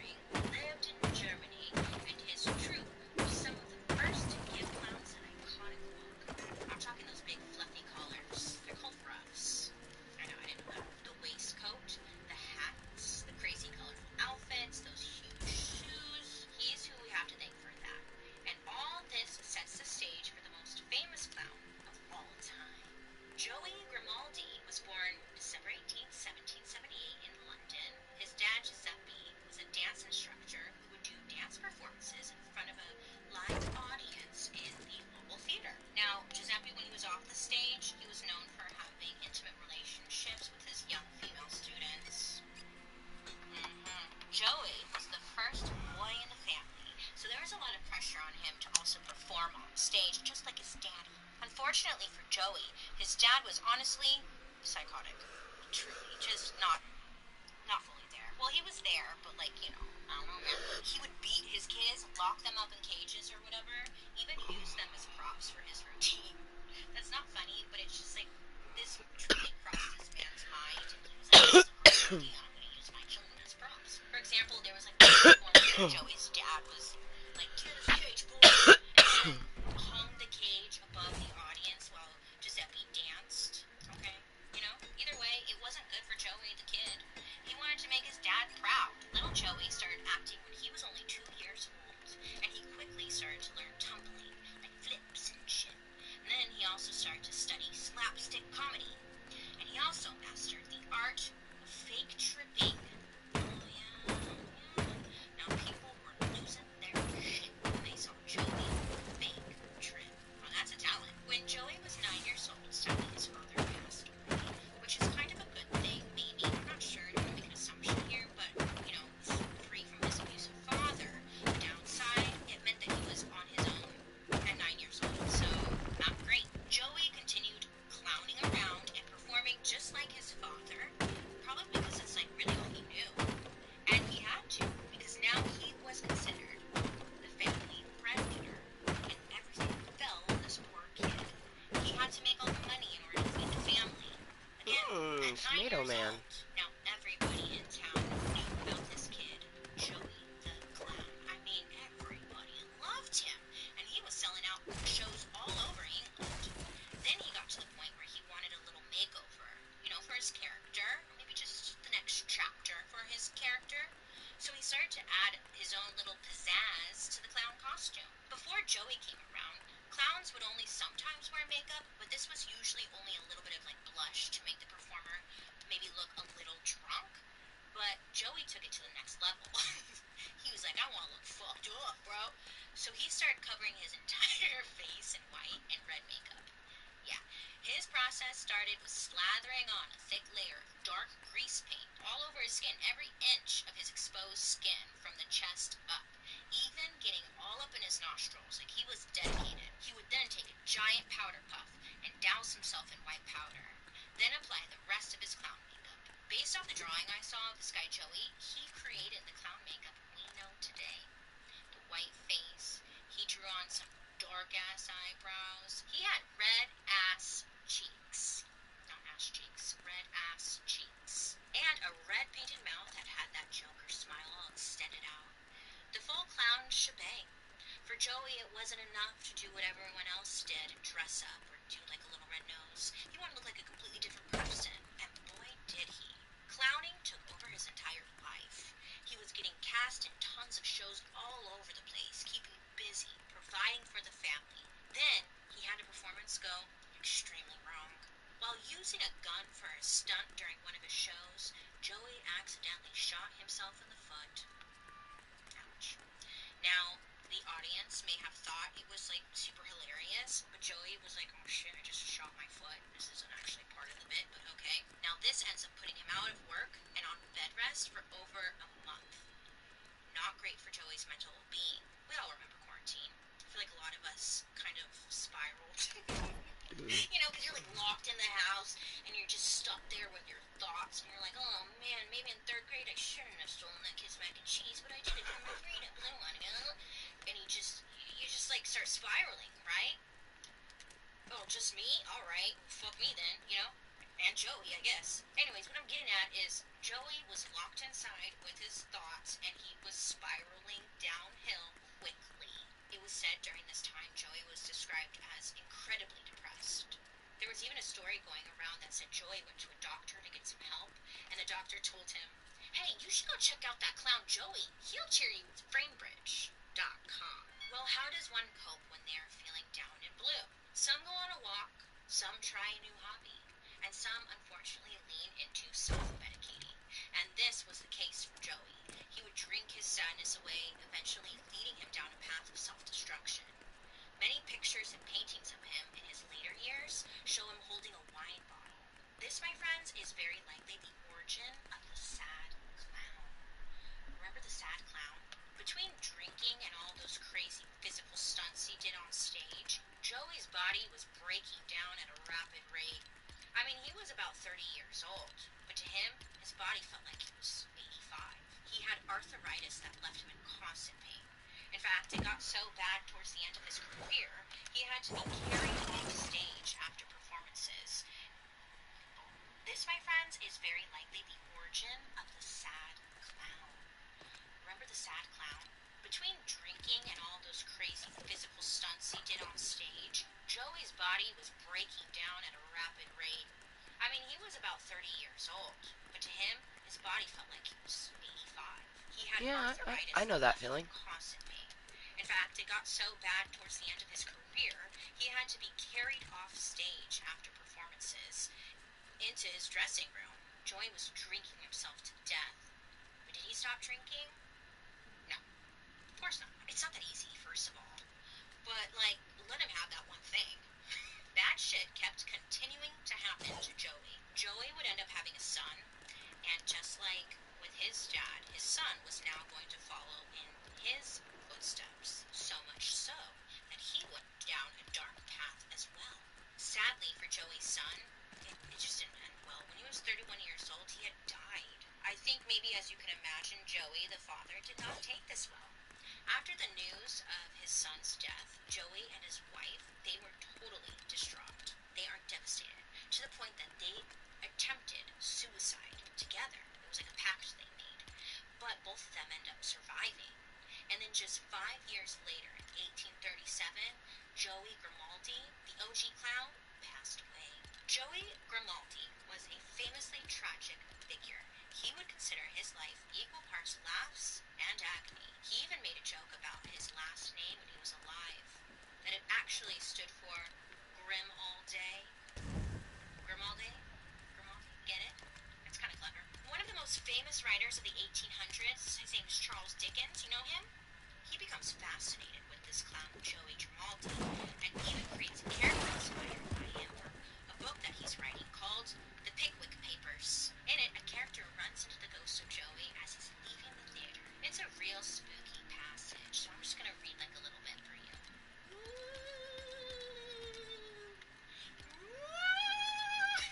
Okay, spooky, yeah. Quote, "It was night and the theater was dark." I don't know how to do a spooky voice, so just pretend I'm spooky right now. It was night, and the theater was dark. I was dressed to leave, and was crossing the stage when he tapped me on the shoulder. Never shall I forget the repulsive sight that met my eye when I turned around. In all the absurdity of a clown's costume, his bloated body and shrunken legs, their deformity enhanced by hundredfold by the glassy eye, contrasting with the thick white paint with which the face was besmeared, the grotesquely ornamented head. Yeah, you guys like it? It's nice, huh? Little fire? Yeah, it's nice, right? Yeah. Yeah, buddies. Yeah. I know. Many say I should act. I get pretty good at it. Anyways, when Joey died in 1837, Oh, he she was gave me some then granite. That's symbolic, nice. which just kind of sounds harsh. But the terrifying clown ghost he inspired in Dickens' writing goes on to have a big old impact on the world. I mean, before Joey, people saw clowns as like these happy-go-lucky, sometimes wise, harmless performers. But after him, people who read Dickens, which was like everyone back then, they were like, damn, clowns are freaking spooky. Around the time of Joey's death, something else happens to give clowns a bad reputation. A famous French clown named Jean-Gaspard Devereaux, hell yeah, who was a huge celebrity at the time, this fool ends up killing a little boy. Yeah, we're gonna get murder mystery makeup real quick. John is out in the street, so is this little boy. I guess this little boy shouted something that was really rude to John. And instead of being like, shut up, kid, or just like minding his own business and just keep going on with his day and his life, John is like, what did you say, man? What did you say? What was that, bro? You want to say it to my face, bro? And he comes for the kid. Now, John, at this time, he's walking with a stick. He's pissed off for no damn reason at this little kid.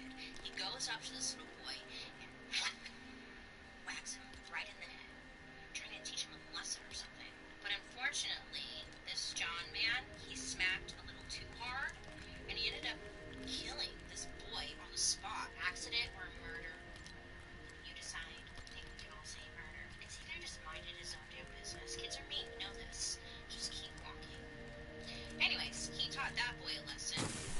something comes along and changes the entertainment scene forever. Instead of famous clowns with their own shows, people are spending their money to go to the circus! I'm juggling.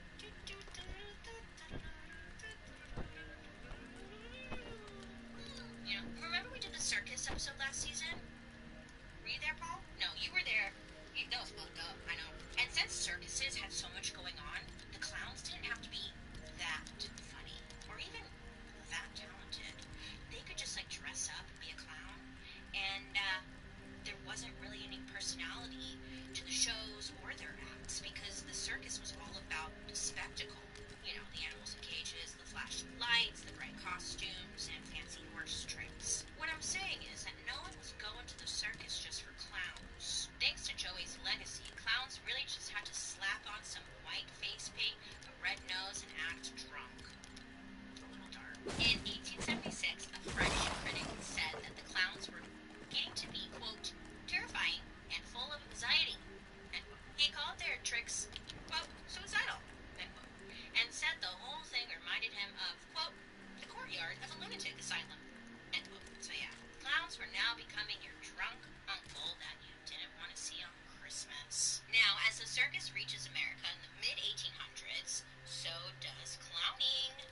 And this is when someone puts a little meaning back into being a clown and starts using their platform to speak some truth to power, bringing it all the way back to its roots. Remember those jesters?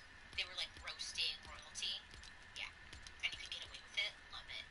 That was coming back. Yes. A guy named Dan Rice, who started in the circus riding horses, actually becomes one of America's first celebrities by joking about taboo things like sex, singing parody songs about politicians, and making fun of authority figures. Now this guy, Rice, he grew out his beard so he could do a little parody skit pretending to be Uncle Sam. And his career really took off after that. People were like, yeah, he does look like Uncle Sam. And that's all it took. Mark Twain even called him the great American humorist. And by the 1860s, I forgot there was Rice stuff in was that so one. successful that he was getting paid Oops. $1,000 a week. That's a lot. That's like getting $35,000 a week today. God damn, I want to be a clown. Oh wait, already am.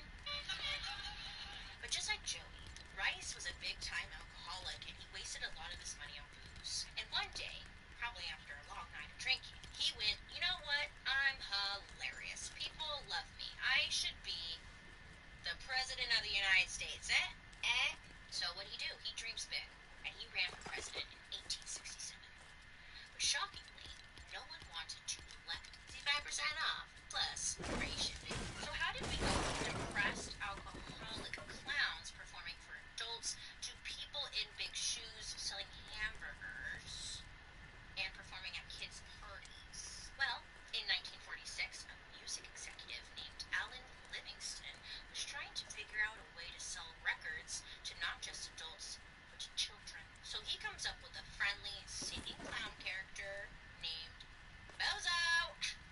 And boy, did kids love him. Bozo had flaming red hair, a big squishy red nose, and the same white makeup, red smile look that Joey had over in England. Now he was known for doing funny songs between famous characters in pop culture, like Tweety Bird and Sylvester the Cat. Bozo eventually becomes so famous that he got his own cartoon show. Then someone bought the rights to Bozo and ran with it. They put Bozo on toys, on snacks, clocks, shirts, you name it, Bozo was on it. Kids loved him, and parents felt comfortable letting their children watch his shows and wear his merch. But it wasn't just kids that loved him. Adults actually really liked Bozo as well.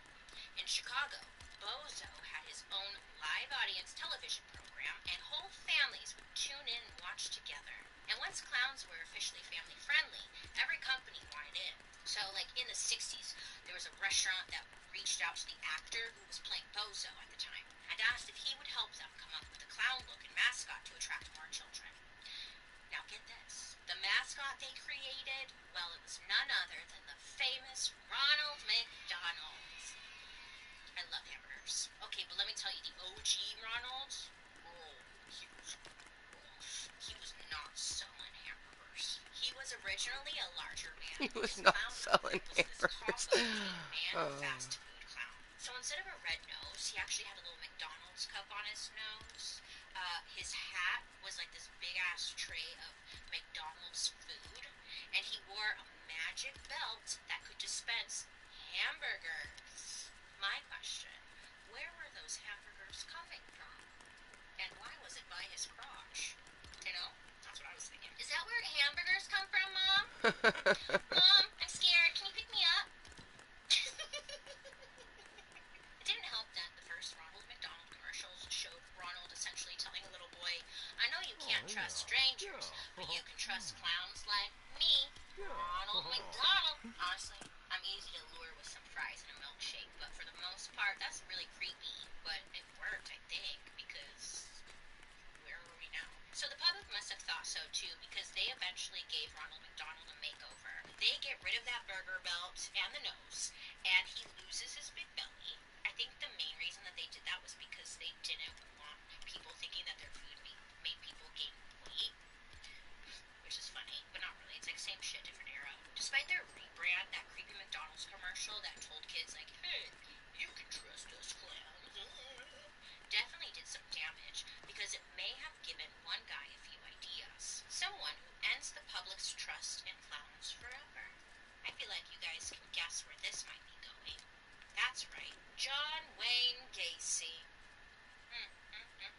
Now, I'm not going to go into too much detail about him because I did do a story over on my murder mystery and makeup. You can go check it out. I'll link it down below. But long story short, Gacy was a serial killer, and between 1972 and 1978, he killed 35 people, and he loved dressing up like a clown. Now, this guy, he freaking ruined clowns for everyone. He even inspired Stephen King to write a few horror stories about evil clowns. In 1982, King wrote a story that inspired the movie Poltergeist, which features a terrifying clown doll that drags a little girl into an evil spirit world. A few years later, King writes another story about an evil clown named Pennywise. Now, this book was called It. Maybe you've heard of it. Maybe it ruined your childhood. Either way, it's official, baby. Clowns are scary. Thanks, Mr. King. Well, not really. John Wayne Gacy. So now the public wants really nothing to do with clowns. This sets the stage for one of the creepiest eras in American history. The year is 1981. A couple of kids come home super freaked out one night. They go to their parents, telling them that a van had pulled up next to them. The door opened, and a couple of guys dressed as clowns tried to lure them into the van. They were offering money. Candy, lollipops, ice cream, puppies. No adults saw these creepy clowns, but a bunch of kids said they did.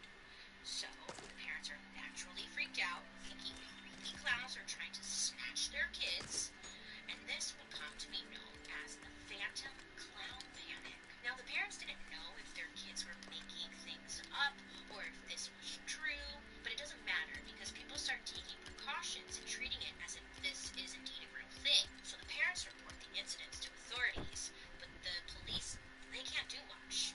They couldn't find these phantom clowns people are talking about, and kids just keep reporting more incidents. To this day, no one has an answer as to how or why all this happened. I mean, they could still be out there today. Wait. Night.com code dark history. Clown panic is still a thing to this day. In 2016, someone called the police saying there was a group of clowns just hanging out in the woods, and it just gave that person a bad feeling. I mean, hello, if you were out in the woods and you saw clowns hanging in the woods, clown seance going on, some kind of clown ritual abuse is happening in that direction. I don't want anything to do with it. So, okay, like, why are all these people dressed up? Why are they hanging out in the woods?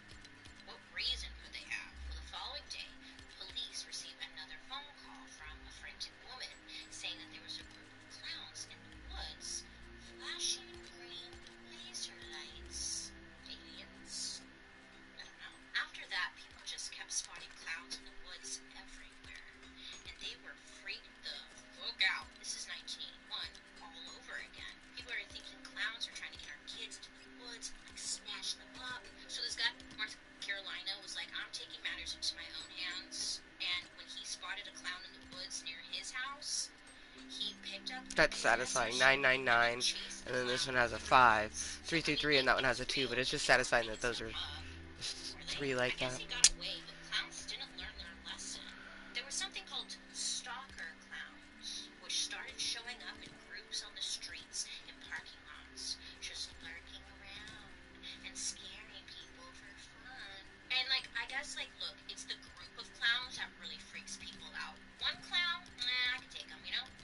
Group of clowns, no. I'm busy. I got things to do. I don't have No, time for your I'm busy. nonsense. Over in Texas, there was another clown spotted on a security camera trying to break into someone's home with a knife at 2 a.m. Police couldn't keep up with all these like clown calls that are coming in. They told the public they investigated, but they couldn't find anything. They were basically like, sorry, just stay away from clowns if you see them.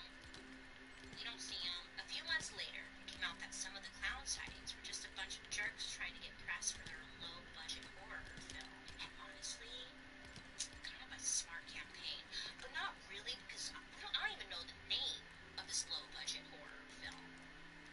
But there was an attempt, and I'm mad at it. Despite all that bad news, clowning continues to be an art form that some people take very seriously. And one of the most prestigious places you can study to be a clown, a French acting school called Lecoq. Lecoq. Lecoq.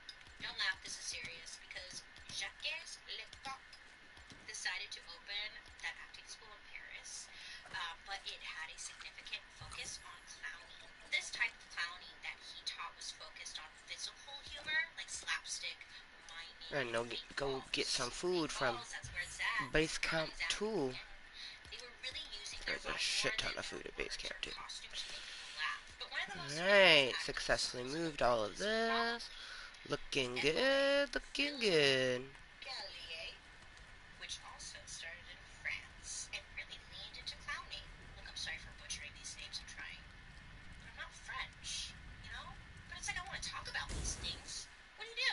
This guy, though, he taught students that they want to make people laugh when the clown wants them to. Because what's actually funny is, quote, the face of the idiot who has tried to make us laugh and failed, end quote. This is sad. It sounds like something my mother would say. Anyway, he would send his students up one by one to perform physical comedy routines. By the way, it was mandatory to wear a red clown nose while performing for him. But if you didn't make him laugh immediately, he would bang his drum that he carried around with him everywhere, I guess. And that meant you were done. He was like, it's the focal of my stage. Anyways, he believed that if the audience didn't like you from the second you entered the stage, they never would. It's deep. He was famously a tough critic, and going through his school was like joining a frat house. You were gonna get hazed, you were gonna get picked on, but if you made it through, you were in, baby. Even clown college in America is pretty tough, I hear. A graduate of a clown training program here in America says that percentage-wise, it's more difficult getting into a clown college than Harvard Law School. In fact, Wow. the admission rate to Ringling Clown School was just 1%. Damn! Who would have known it was so tough to be a clown? I know plenty of guys who do it without even trying. Laughter seems to play a big role in everyone's day-to-day lives. Laughter can bring a sense of community. It can make others feel connected with one another. It's a release of tension. Laughing is a way to cope with shitty circumstances. The other day I was on the toilet, as one does, and I came up with this great theory. It was like a little light bulb. What if clowns weren't only inside? What if clowns were working with the kings and queens, and they were like, hey, Oh yeah, that's why I had the fire there. Okay, we'll put back the fire that was they don't there. have any food, but go make them laugh. Look over here. I've got big shoes on. I'm a clown. Don't look over there. Taxes are being invented. Look over here. Big shoes. Big shoes. That's what I was thinking, but I mean, it's just a thought I had on the toilet. And that's why I'm sharing it. Like, I don't know, I feel like I could be goofy. I don't think we physically see like the traditional clown anymore, right? With the makeup and stuff besides Ronald from Ronald McDonald. But I think our Because new it will get clown, or cold actually and stand she'll up be themes, cold. right? They I stand say on she when stage, we're they using Bun say Bun, stuff that out because loud it's that me, audience but don't want to say out loud. They make us laugh. They are clowns. I think the best part about clowns is that they can make us feel seen. They don't necessarily change anything. They don't really do anything. I'm sorry, clowns, no offense. But they bring out like the goofy part of us. Maybe the parts we're like a little embarrassed to show other people. They say the things that we can't say out loud. You know, laughing is the same in every language. It brings people together. You can't live or love without laugh. Aww. I want to put that on a pillow. I mean, we're all gonna die anyways. We might as well laugh on the way out. Let me flip my ruffles. Sassy. I'm a sassy clown. Okay, well, everyone, thank you for learning with me today. Remember, don't be afraid to ask questions to get the whole story, because you deserve that. I'd love to hear your guys' reactions to yes. today's story, so make sure to use the hashtag Dark History over on social media so I can follow along and see what you're saying. Or join me over on my YouTube, where you can watch these episodes on Thursday after the podcast airs. And while you're there, also catch my murder, mystery, and makeup. I hope you have a great day today. You make good choices, and I'll be talking to you next week. Bye, Bozo.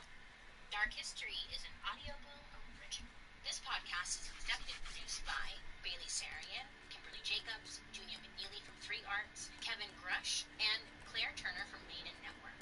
Writers, Katie Burrs, Allison Filobos, Joey Scavuzzo, and me, Bailey Sarian.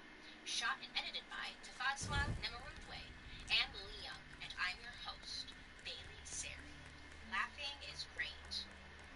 Wow, Bailey, that was super inspiring. I know. Yeah, pull the marshmallows out, bitch. Yeah. Yeah, this is nice. It's coming together. Oh, man. Waterworld's been one of my favorite worlds, just simply of how it's set up. But now that we're especially getting all the good juju set Welcome up. to Halloween 2022. Ouch. My shoulders are so sore. Okay. Hi, friends. My name is Bailey Sarian, and it's that time. It's the best time of the year. Oh, let me tell you, this month we're going to be talking about all things spooky. Spooky. Like Satan, of course. Clowns. Brr. Mummies. And, of course, witches.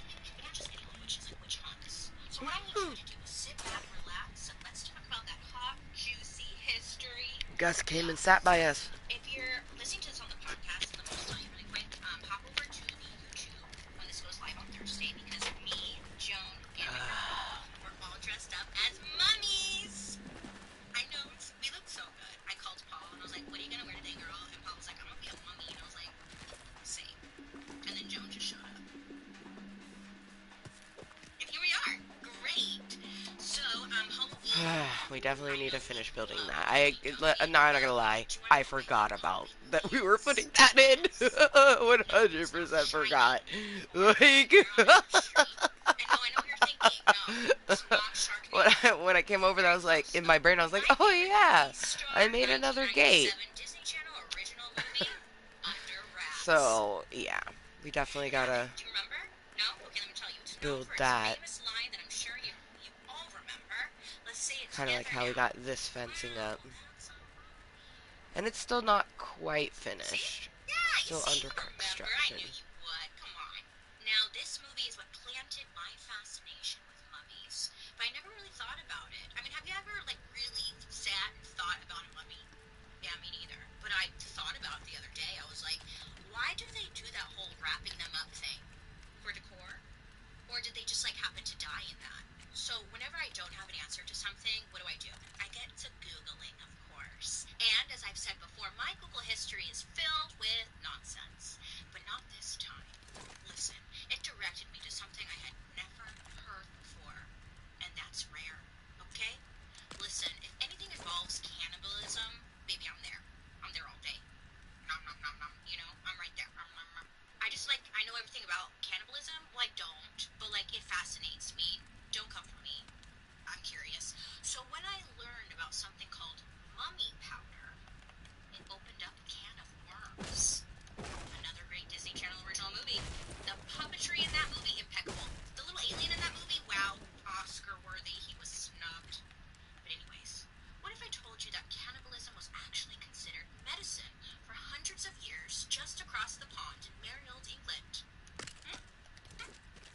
this wasn't just some one-off thing a few serial killers did. Nay, nay.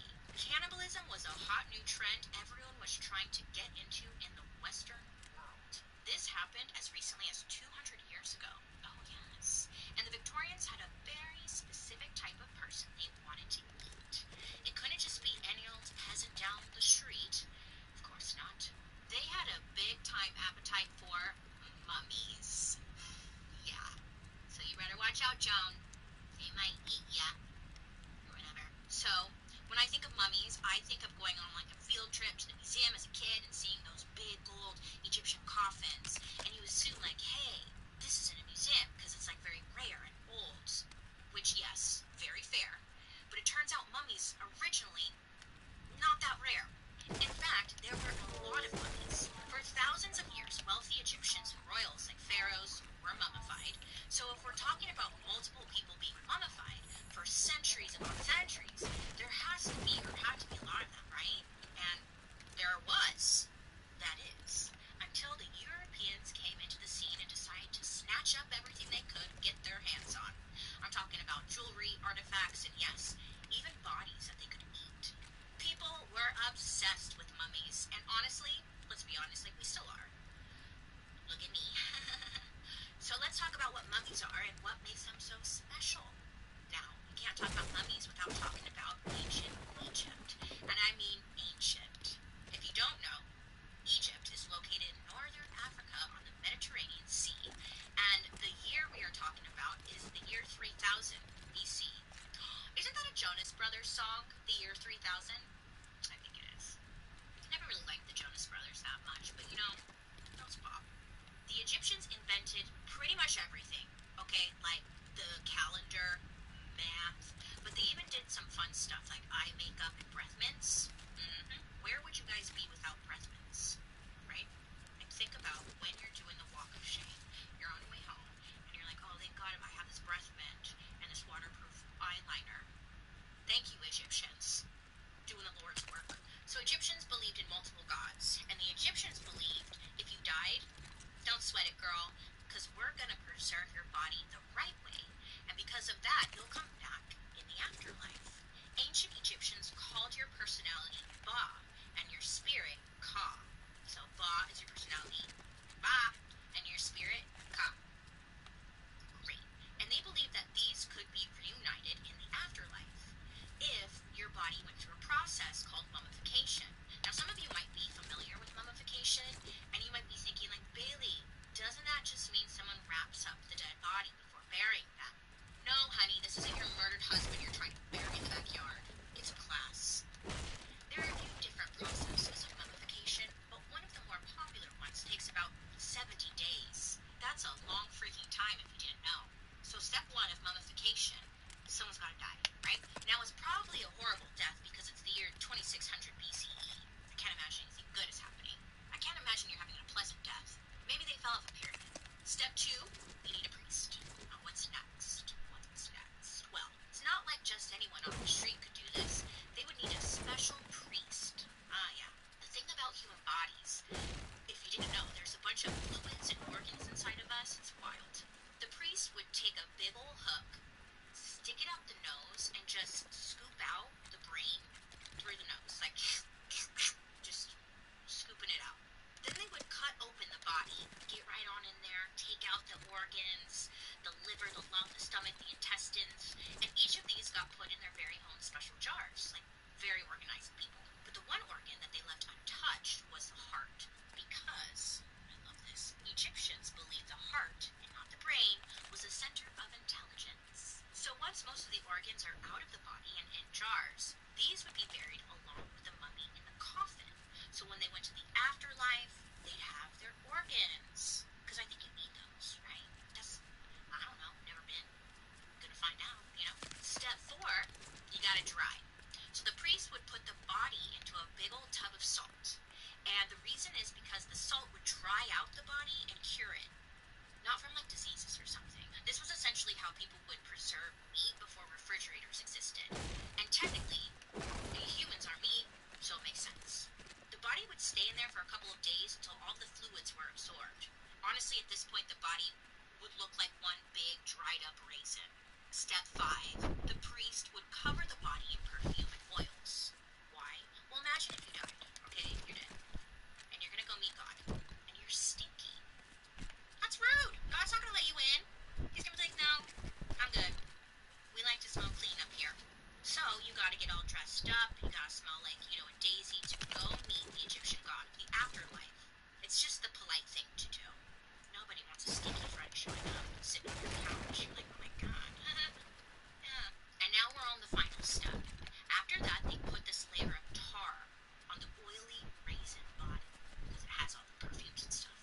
So it was believed by many people that this tar was partially made of a substance called bitumen. Now, what is bitumen? Well, it's a sticky substance that was used to treat all kinds of things back in the day. Yeah, very vague, but that's what it was. It was a very popular ingredient and honestly, very expensive. They would use this tar to preserve the body, to keep the whole raisin body together as one whole. Make sure everything was secure and just really seal the deal. And then, of course, you had to finish it off with the iconic mummy fit, the OOTD mummy outfit. Pose. Pose. We're rocking it, huh, girl? Yeah, we look good. We look good. Which is, the body being wrapped in the layers on layers on layers of linen. I mean, we're talking hundreds of yards of linen. They would use the linen to stick to the layer of tar like glue. Yeah, kind of makes sense. They had that shit on lock. Because if you weren't wrapped up, your body would rot and break down and you wouldn't be able to get into the afterlife. That's what they believe. So, ta-da! That's how you make a mummy. You're welcome. Good luck on your journey. I'm setting you free. Go make your mummy. You learn something new every day. And this whole mummification and burial process was sacred to ancient Egyptians. I mean, this was a very big deal. The Egyptians covered up their tombs with the expectation that no one would ever dig them up. I mean, would you expect someone to go down to your grandma's grave and start digging it up and then I think that's illegal. Yeah, I'm pretty sure. Grave robbers or whatever? Yeah. I mean, maybe if they need to collect further DNA for like a crime or something, right? But other than that, what are you doing? You're not supposed to do that. Anyways, you get it. You're not supposed to do that. So how do we know all this about mummification if the bodies were never meant to be disturbed? Fair question. Well, it turns out in their unending quest to expand the empires, Europeans came across Egypt, saw the Great Pyramids, and they were like, ooh, I call dibs. That one's mine. No touchy. Paul, no, mine. At first, these excursions were said to be educational. They were like down there in Egypt just trying to learn. They're like, we're just trying to learn, no big deal. But naturally, people got confused. They broke into the tombs under the pyramids, cracked open the coffins, but instead of bodies, they saw dollar signs. Or space. Europeans started to get a little curious about the world around them. Tons of people were quote-unquote exploring faraway countries and sending archaeologists to investigate those cultures. But remember, this is dark history, so words like exploring are usually code for taking whatever the hell they want because they can. I roll. And in the late 1500s, that's exactly what these Europeans did when they made a stop on their journey to Egypt. I mean, think about how crazy that must have been for someone from Europe, right? And they're traveling, there's no internet, there's no books, right? There's nothing. They get to Cairo, and they're like, what is this? Seeing pyramids and stuff? Sand? What? Heat? Gigantic pyramids? Breath mints? Eyeliner? I mean, this was mind-blowing. And they were ready to get as much as they could, the Europeans. I want this shit. Think about all the cool stuff they must have found in Egypt. Ornate statues, unique clocks, ancient manuscripts with the history of their world, cool-ass weapons they used, and There we the go. foundation of math, Because it's for languages, and different them sciences. to It was literally access all and do the told to garden, the and then these are Europeans. their I want to single out it garden because I boobies, think so that makes it's like a every time lot more sense. Mooiisstt comes Because out, I'm going to be it's kind turning of like that this song hits in the into... beginning. Ooh, it's hot as fuck up in there. We don't want to be I in there just right have now. to. But that whole And area not is going to only be like were they a making these 420. grand Because the top discoveries, but they portion's were a also 420 finding some thing. pretty I'll make the shady whole treasures thing down there. People a were buried 420. with their But wealth. we So definitely... all these incredibly valuable Once my discoveries house are is being up, it will be hidden. nice because we'll have a Everybody 420 spot wants a piece of that it, and the they're won't willing to, burn us shady alive hands to get a piece of the pie. I'm talking about bribery, when it's baby. So I daytime. don't know exactly how this Uh, went down, but come with me on this journey as oh we my start imagining gosh, look again at all these the fucking future of the Bob bones. Rosin. Damn it. One day, an As soon as archaeologist it's pulls not me on this hot, thing we and he need cleans to shit up. we Now, need so to they work get a on little that further, fucking get it? Then he looks wall. further and sees a giant God building damn it. made of stones with ancient markings Fucking on them. bone All my daddies. buddies have been like finding this crazy shit. Ted said he found a clock. And I can't let Ted be the cool side, you know? Like, I gotta get out there and see what I can find. But he's not familiar with this specific area of pyramids, so he calls for some help. They had already hired a local guide to help on the expedition, but now he needed to ask for a little more help. So he's like, hey man, I'll give you a crisp, clean $20 bill if you show me around that pyramid. And the guide is like, no way man, like, no, I'm supposed to protect this pyramid, get lost. And the other guy's like, please, it's for education, like, please, how about $40? Eventually, the guide caves in and agrees, and when he opens up the heavy stone door, inside is one of the most incredible things anyone has ever laid eyes on. First of all, the space is huge inside. Not only that, it's super tall, wide, and seems to be going on forever. He finds out that this is a place where tons of bodies have been buried for thousands of years. This guy's like, damn, this is some next level shit. So this guy isn't used to it because he's used to like burying bodies underground, tombs, new concept, a little different. He approaches a coffin and out of his own curiosity opens it up. And he struck gold because it's a mummy, baby. In addition to finding the mummies themselves, the researchers found out a lot about the mummification process. So as this is happening, the Egyptian language is being translated, and people started to pick up Alright, we're on gonna get something. Jaded Rose They're looking at reloaded. the mummies, they see this tar, they see the steps, and they Oops. have a light bulb moment. Like, wait a second, this looks like bitumen. It smells like bitumen. It must be bitumen. I mentioned bitumen a little bit earlier, but let's break it down more here to explain why this is such a great find. Back in the day, especially in the 16th century, medicine wasn't ideal. It was still very experimental. I mean, they were drilling holes in people's heads for epilepsy. They were doing bloodletting and putting leeches on people. It's just a wild time. And there was one thing that medicine considered the cure-all. Bitumen. Doctors would give out bitumen for everything. And I mean everything. If you had a toothache, bitumen. Skin disease, bitumen. Bitumen. Fevers, leprosy, gout, brain aneurysms. Stubbed your big toe? Bitumen. And that's just to name a Stop few. your big toe. It's just fun to say. Bitumen, bitumen, bitumen, bitch. You men, bitch. You men. So everyone's really wanting this stuff, and it's actually very rare and hard to find. So people are thinking, well, when they go into this tomb, they're like, oh my god, we found bitumen. Like, baby, we're about to make a lot of money. Okay, so they're like, we see the bitumen in this tomb, but how are we going to get it from the Brr. mummies and take it back I home? am fucking So cold, yes, man. because I need to have some Oh. money, so I need to take some bitumen right now, but how am I going to do that? Because it's only some money, you know? Okay, so this sounds really creepy and uncomfortable, but look, that's history, right? So these people, they would end up stealing these mummies, they would unwrap them, and then they would crush the mummy down into powder, and they would ingest it for health benefits. Basically the same reason people drink bone broth today. So they crushed it up and got the bitumen, but they got all the other bits and pieces of the mummy as well. I'm talking the bones, the skin, the muscle, all of it. And yes, all of that was powdered down, and people were eating it. So all of this is going on, and this ends up getting the attention of the King of England, who then decides to step in. Whoa, have a great day. Bitumen was a hot ticket item. I mean, everybody wanted their hands on it, especially when it fell in front of one of the most influential people in Europe, King Charles II. So King Charles had a doctor named Nicholas V. But anyways, Nicholas, he was a bit of a unique character. For example, one of his favorite remedies for headache was to grind up a human skull into powder. Yes, human, hopefully dead. Mix it with a little bit of cocoa or chocolate. So it's kind of like they're making their own little cocoa powder with headache. So this doctor is introduced to this new innovative, shall we say, alternative medicine called mummy powder. And you already know, if he was into skull and his hot cocoa, he was going to get in on this mummy powder craze. It was right up his alley.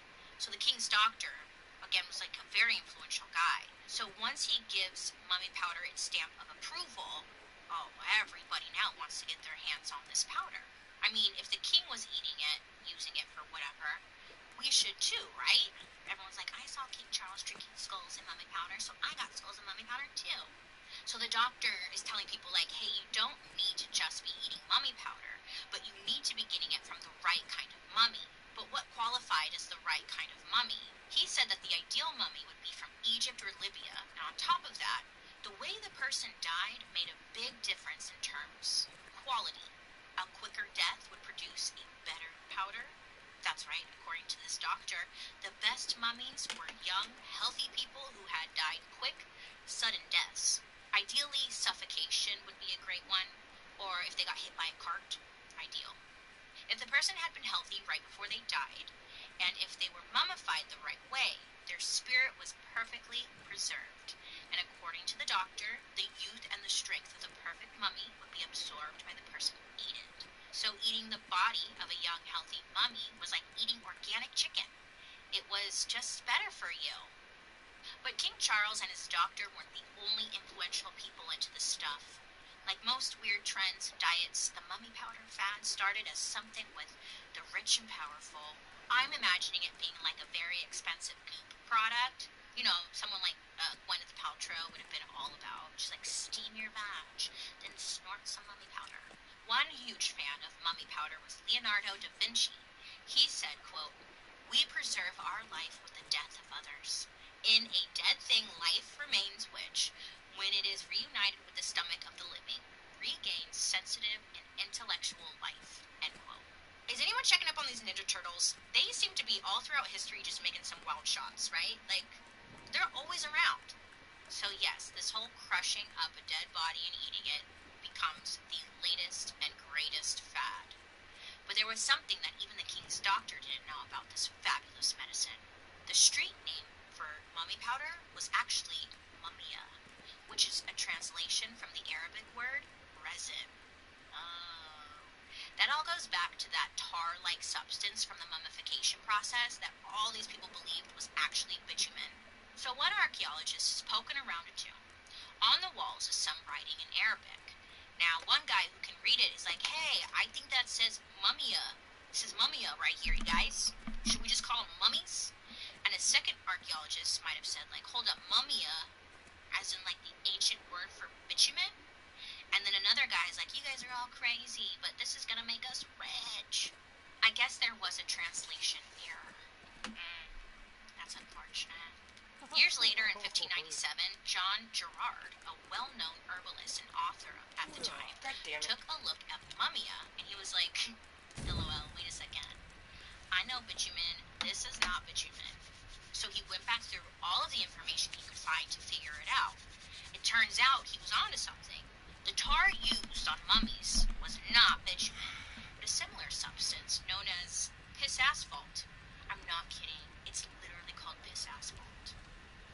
Piss asphalt.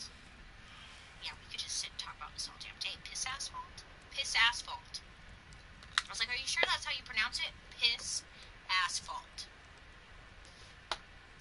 You guys, what is up? I don't know. This world is just weird. So you're probably thinking piss asphalt is probably when someone pisses on asphalt, right? Because that's what I thought. Piss asphalt. That makes sense. It's not that. It's not pissing on asphalt, I learned. It's actually just a tar-like substance that does nothing good for you. I know, how boring. With that name? Come on.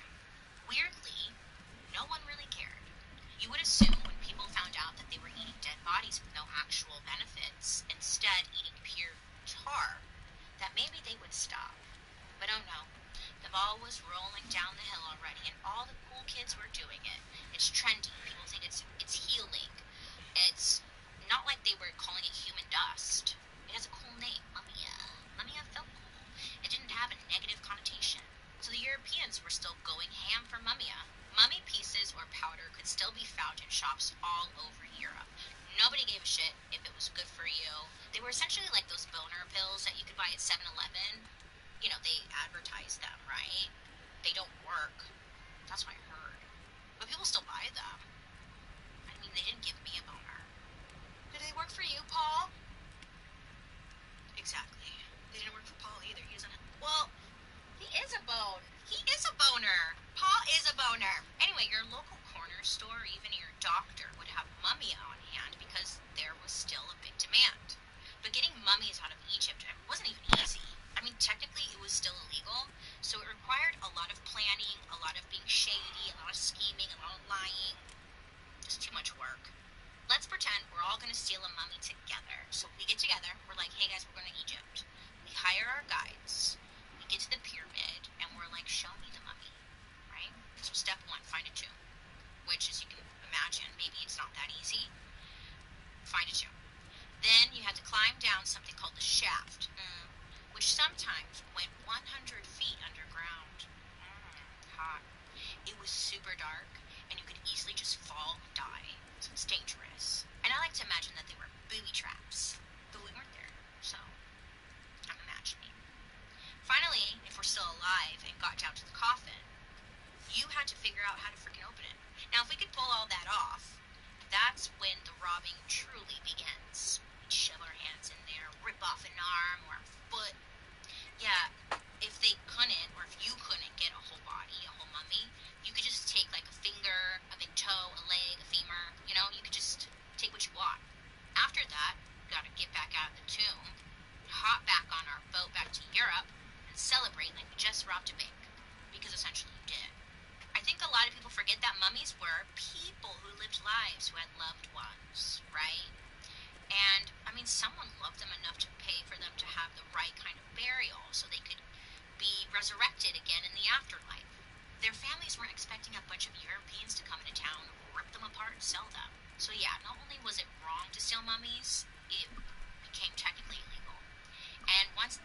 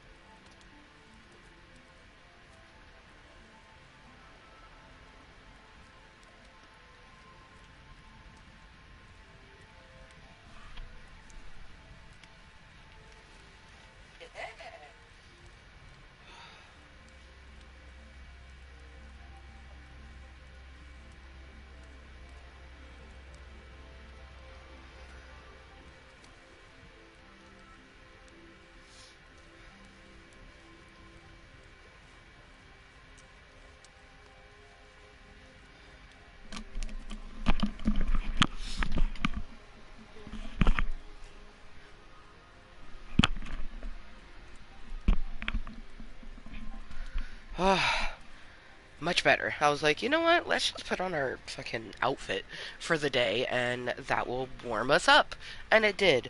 One thing I love about this is that the star thing is like a long jacket, but it's so wispy that I can fold it and put my jacket over it, and it almost looks like I'm wearing a dress, but it flows open, and then I got jean shorts underneath with some black biker shorts. I'm loving this outfit. It's a lot of black and white with the jean. Um, I might even put a bow in my hair. I have a black bow with white stars. Um, but I also might throw like some color, put something colorful in my hair to kind of counteract the black and white and blue. But I'm digging it. I am digging this, and I'm digging the fact that I am warming up right now. Because this bitch was chilly. But we look cute and warm, and we're all ready for in a couple hours. Cheers, it's 11:11. Let's make our wish and seal it with this tote kiss.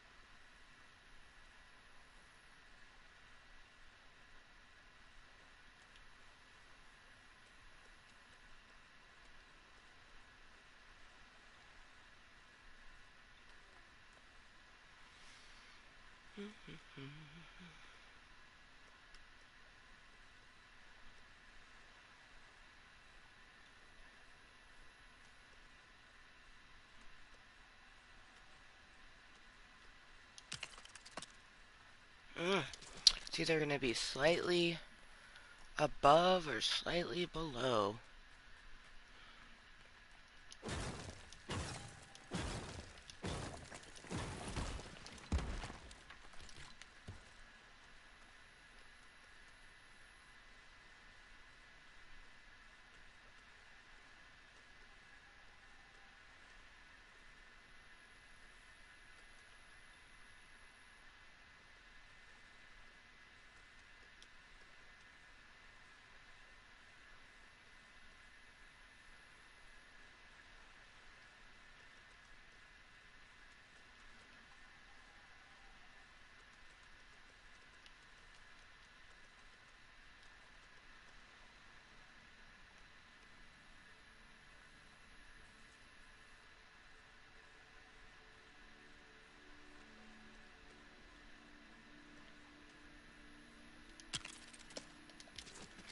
Of course. And then I think it's still slightly up. It almost looks like I got it spot on, but I did not.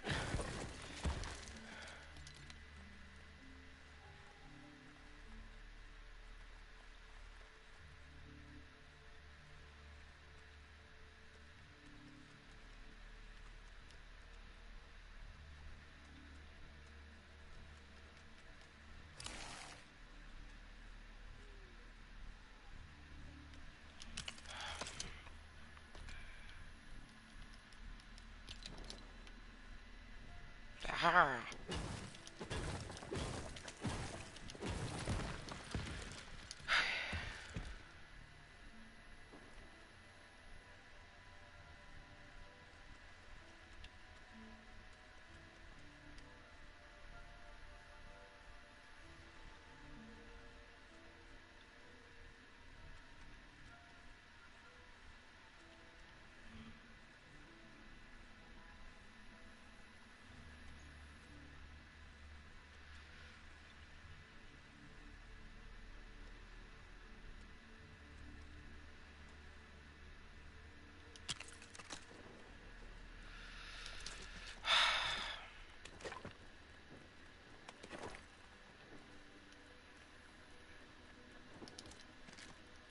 I think I'm just gonna bite the bullet, cause it is frustrating the schnackles out of me.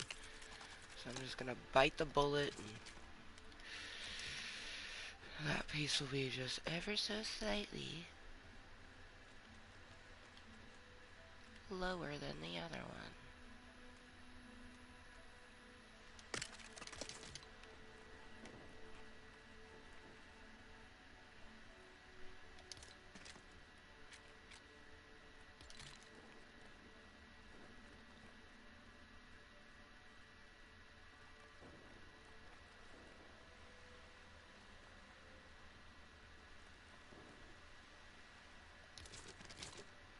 Hmm.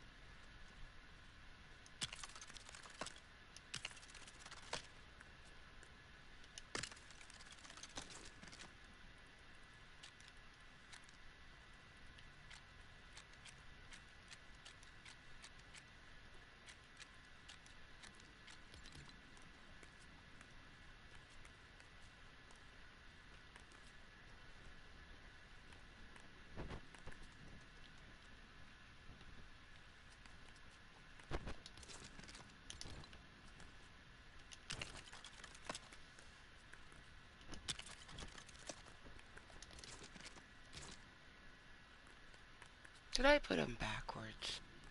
I think I did. Nope, I didn't.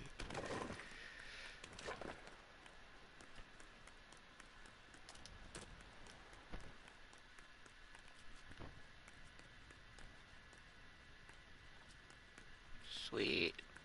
Yes, that looks good.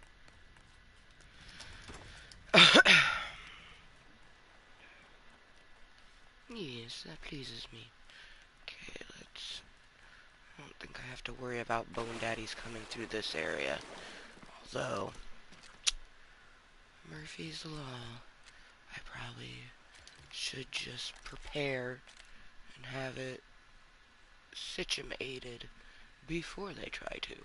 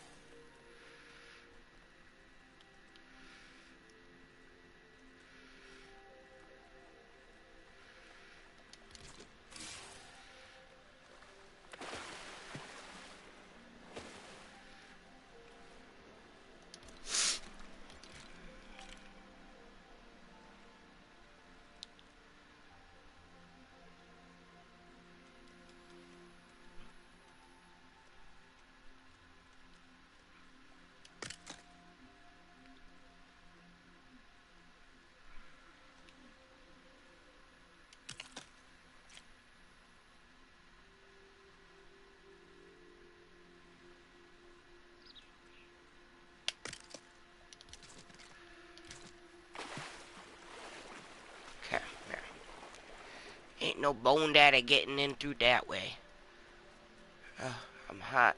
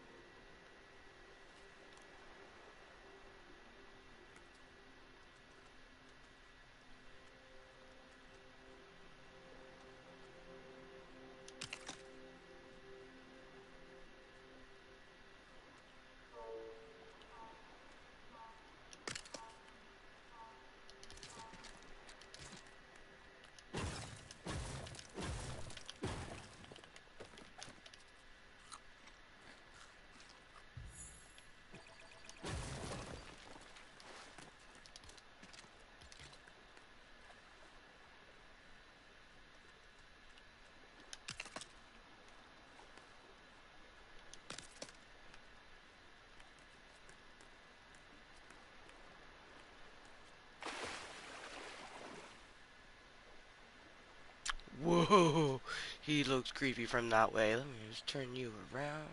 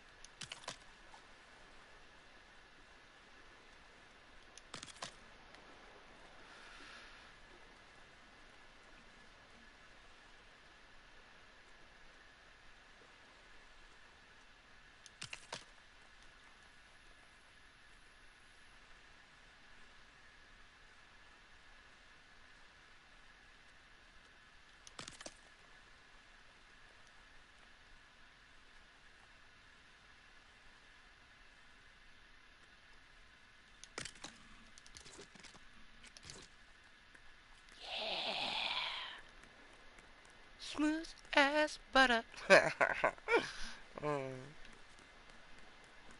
Oh, I like this a lot. It's like my own little walk away. And you're probably thinking like bone daddies, and it's true. Bone daddies might come over here, but I like it. I don't like that there's that. We will have to try to fix that one day. Not right now, though. Right now, I need to come over to this side.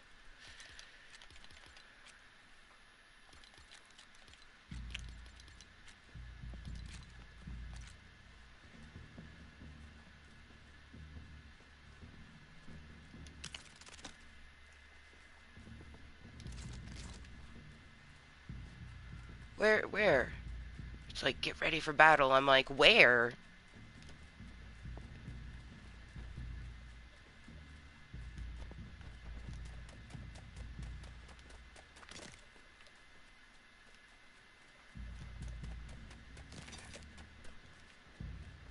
So fucking weird.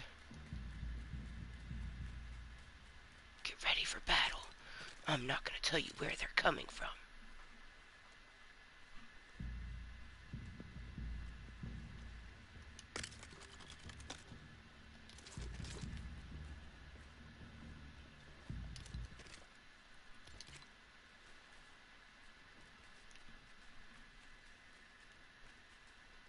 And now I guess it's done. Ain't no more battling.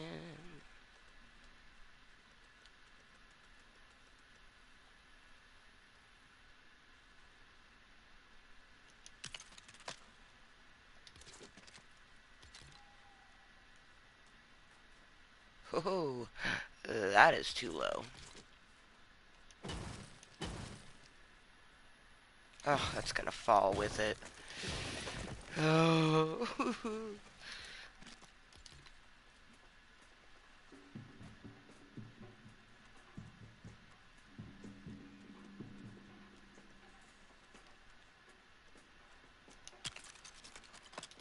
There we go.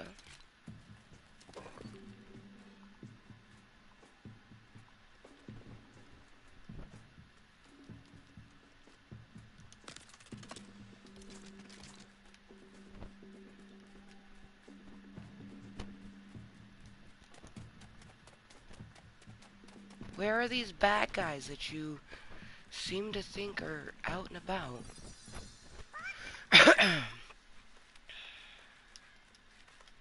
Come here, I want to fucking pet you, chicken.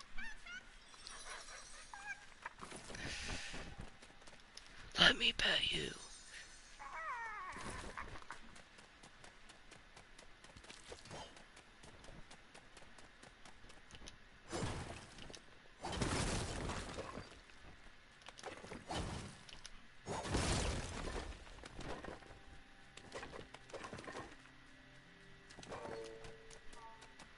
cold and hungry.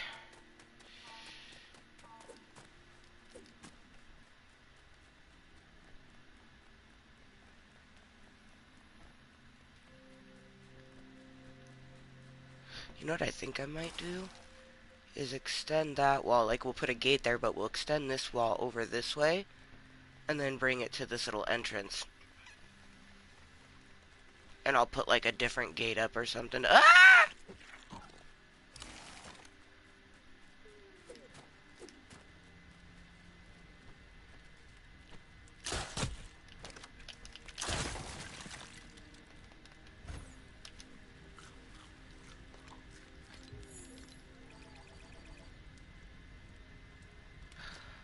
Oh, man. We need to make our way to base camp to get some food. Let's see. Well, actually, I got some meat. I can cook that meat.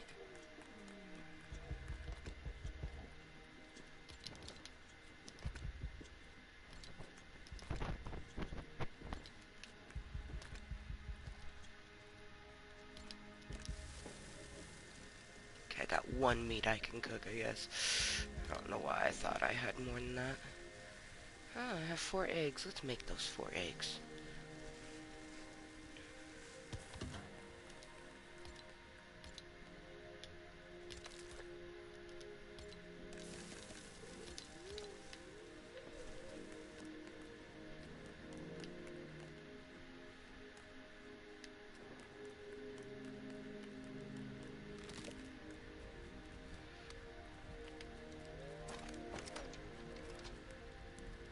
Oh yeah, less chance of bone daddies. Like, they're not gonna come through this area, but I like how we still have a little dipskadoodle of water, and my beautiful tree and my beautiful flower are still here, which make me very happy.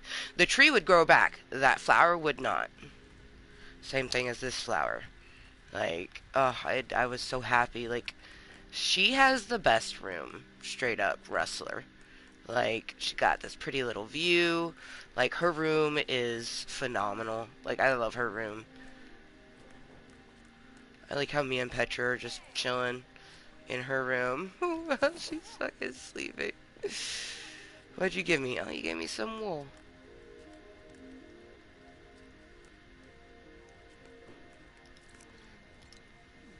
Thank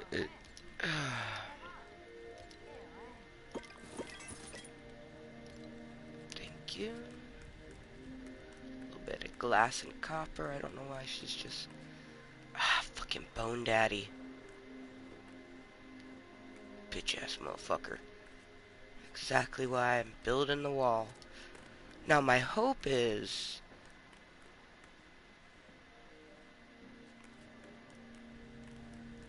that once I build, like, I cross it off there, like, I don't want to completely barricade myself off from the ocean.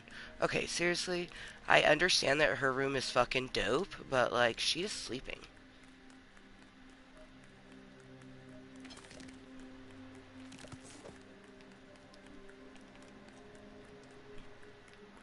I need to go back and get my eggs. Ooh, those little blue lanterns look so cool. Let's turn on some of our fires, as it is nighttime.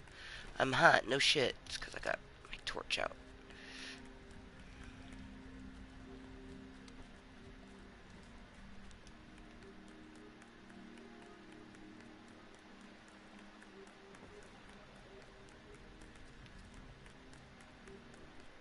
Dude. Oh, it actually does have a bit of power to it. Oh, they fucking killed my chicken. Damn it.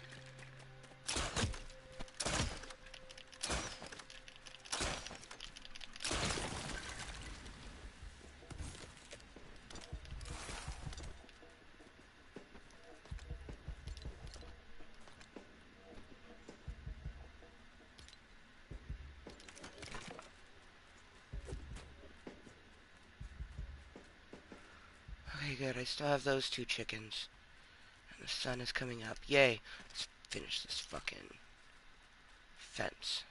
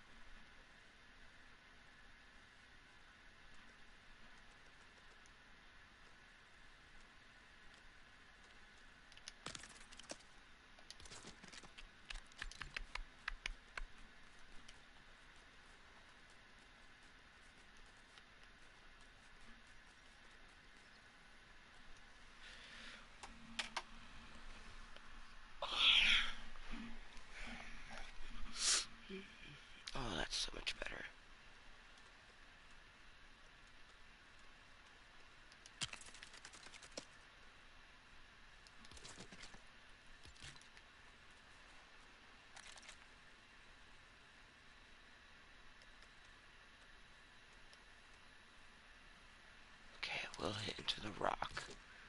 So, I don't want to take down the rock.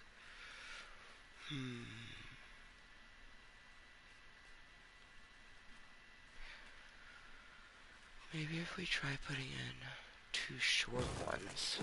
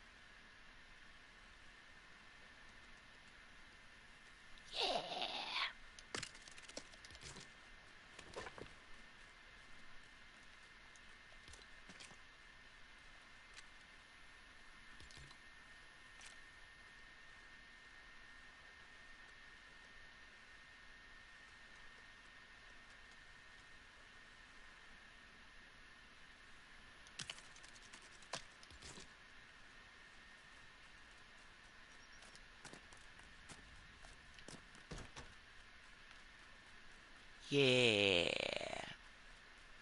Yeah. I like that. I like that. I might see if I can turn it. I just don't want it to break the rock. Oh, I'll be disappointed. Because I want it to be there for aesthetic. I like the way it looks. Just like that plant. I like the way it looks.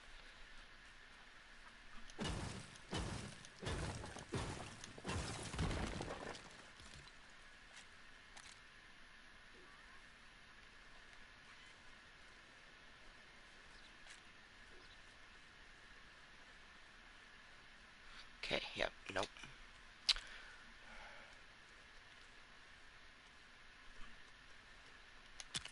Twas meant to go that way. And I mean, it kind of works out perfectly because I don't want to put... I don't want to have to put a... Um,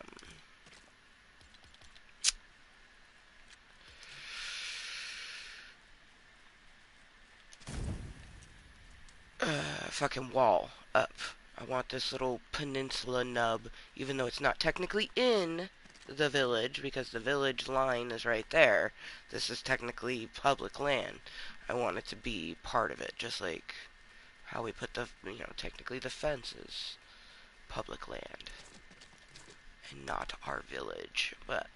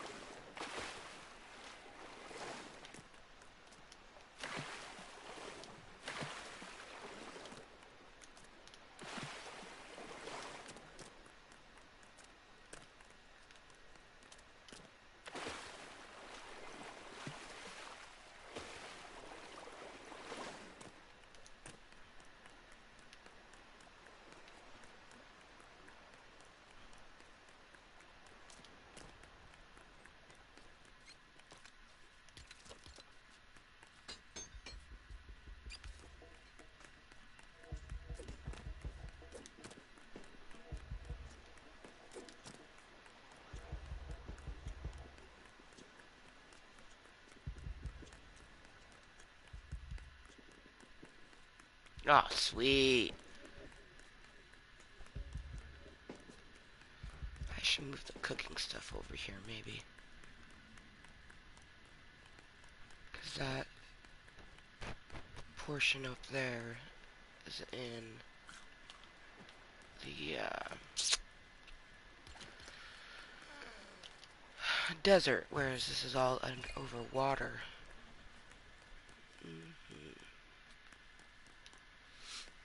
Yeah, I definitely think we should.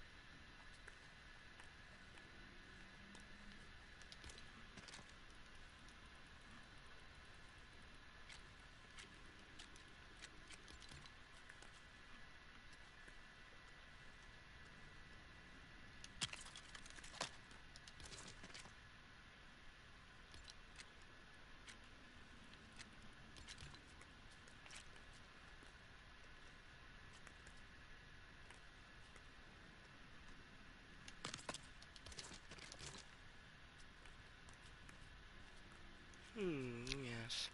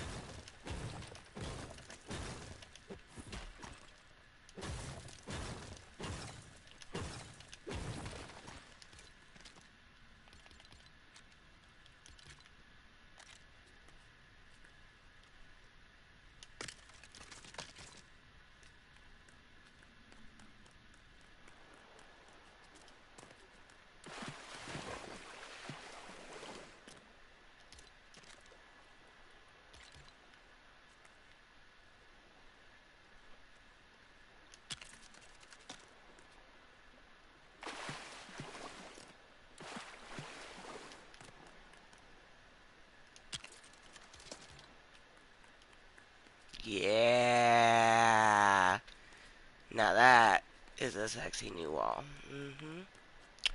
I'm almost thinking, though, maybe it should move over.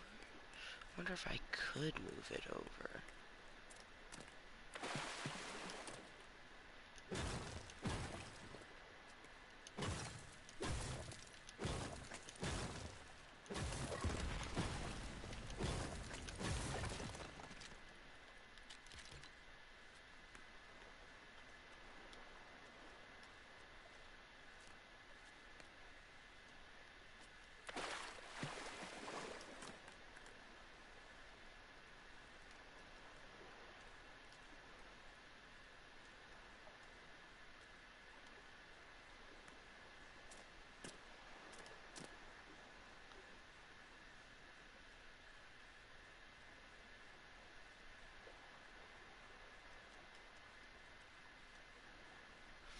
No, because it goes into that little pocket.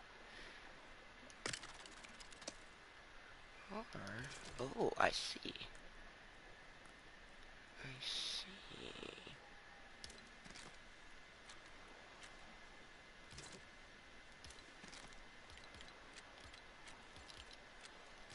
Well, yeah, we'll have just a little snipskadoodles, and we don't want that.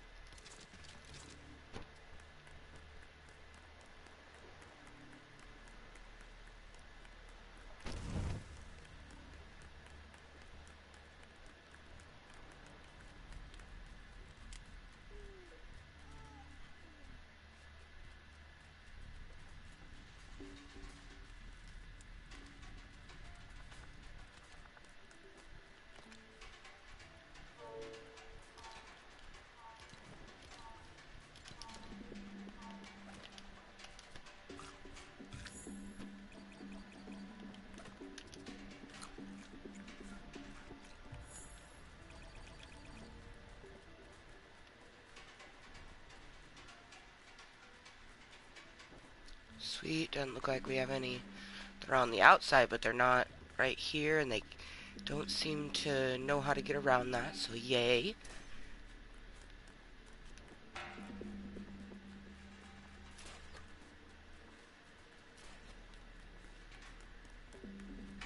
Did I leave the door open?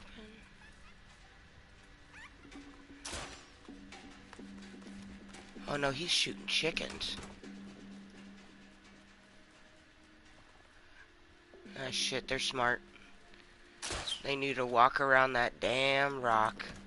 Son of a bitch.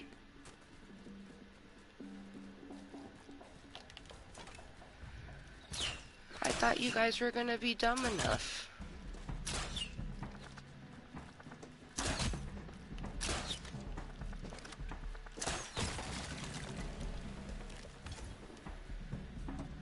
But that just means that I'll have to break down the rock and we'll extend the fucking thing. Or maybe I just extend it. No, I'm just gonna have to build the wall. I'm gonna have to take down the rock and build the wall. The fuck? Some weird ass sounds.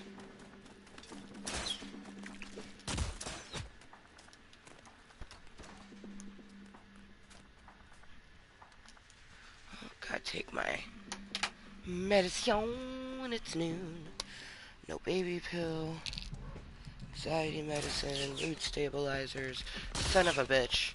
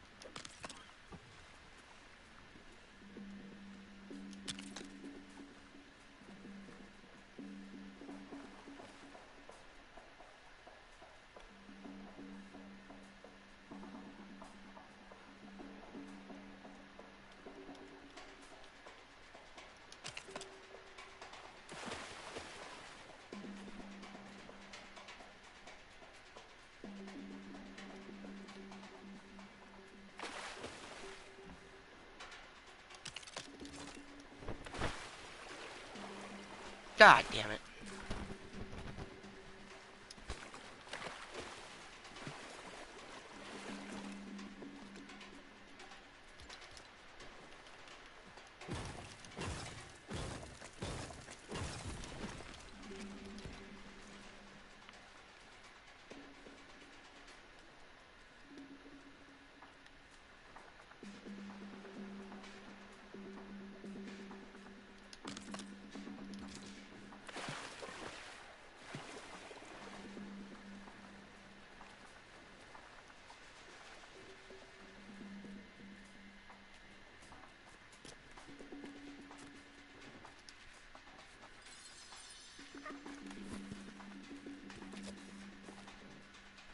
Bro, you ain't gonna get in that way.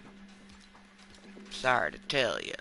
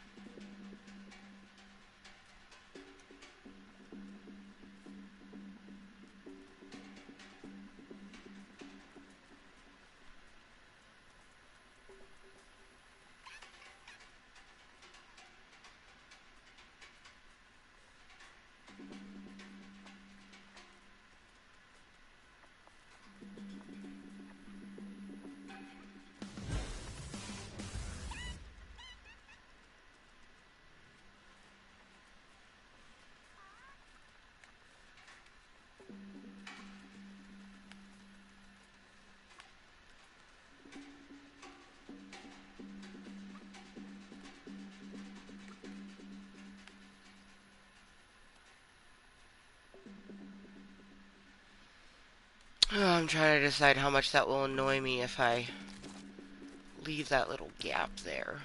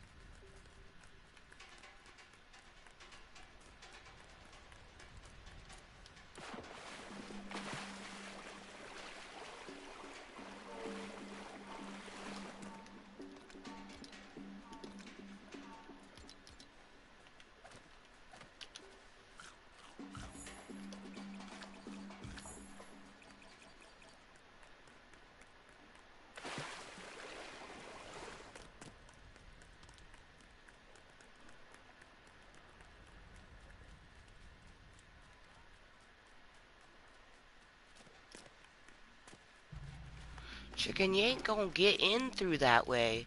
Poor thing.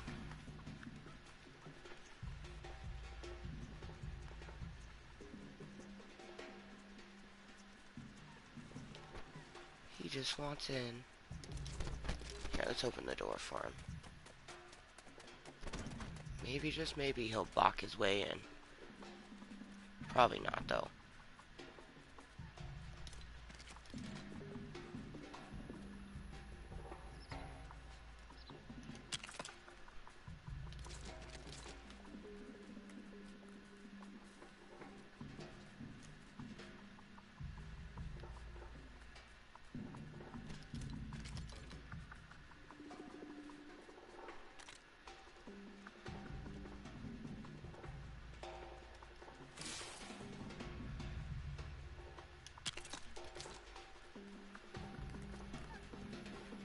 You can balk your way in this way, chicken.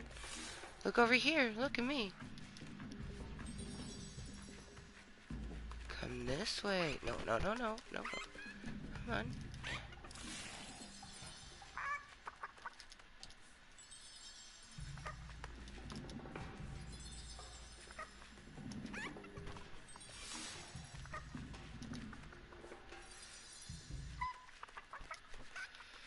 Come here, you bastard.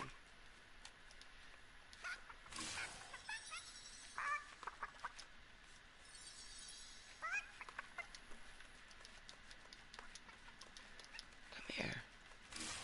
Bastard.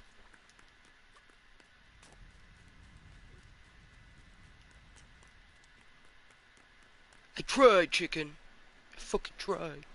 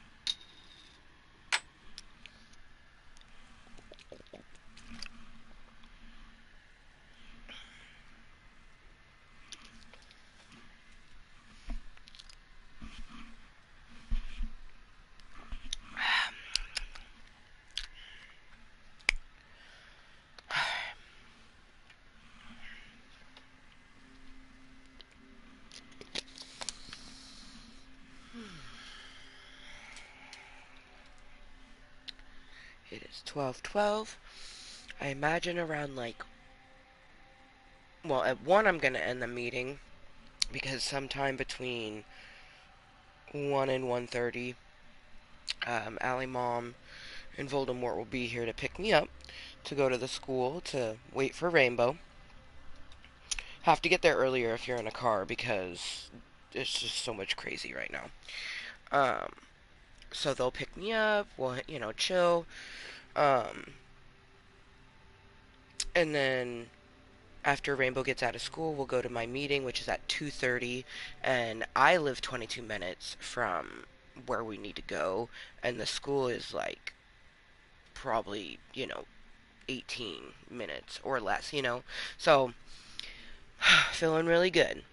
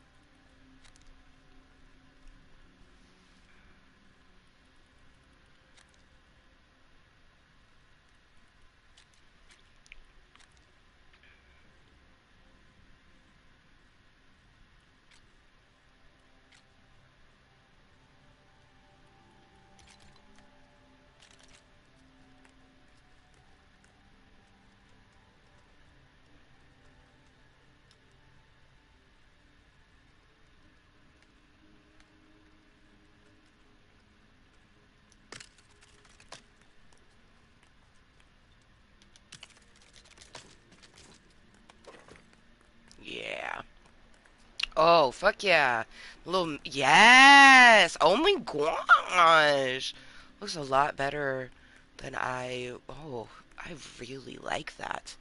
Oh man, okay, and now I'm gonna put my meal maker, my grill,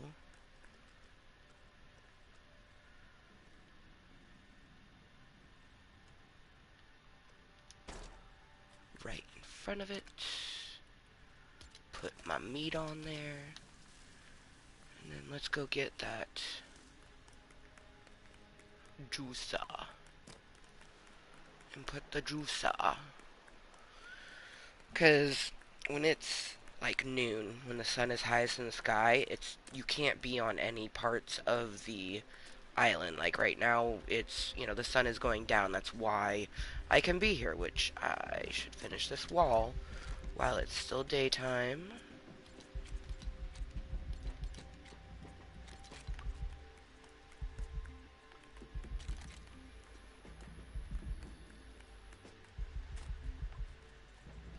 Oh yeah, I'd put some small ones in. I could put the larger ones in now. I'd done the small ones because we were trying to keep the rock, but the rock is gone.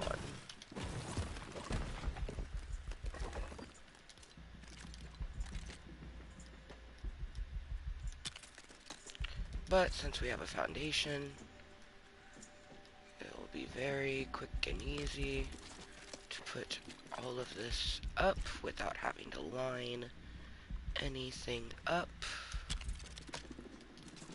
And until this very moment, I hadn't thought about how the other side has that slightly bit off where it sloops down. But honestly, it goes towards the water, so I ain't mad at it. Things that are that close to the water would naturally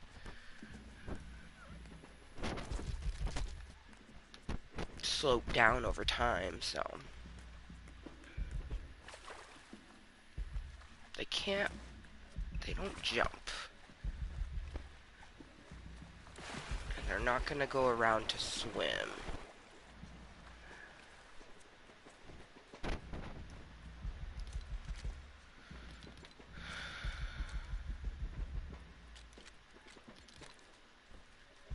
Because I'm gonna have it essentially be kind of like a dock. You know what I mean? And docks are open.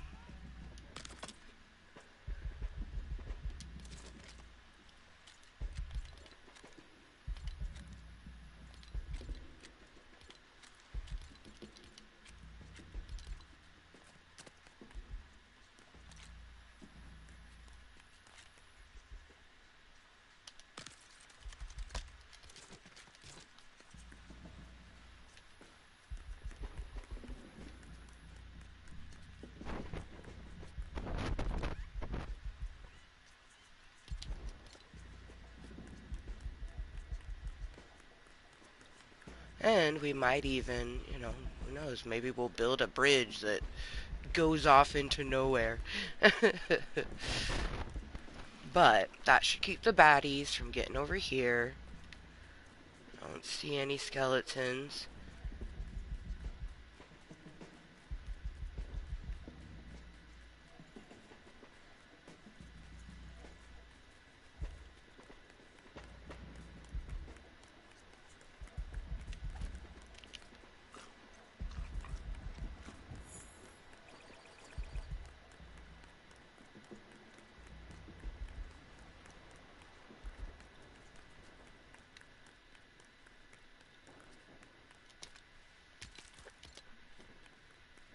Alright, let's go grab the juicer.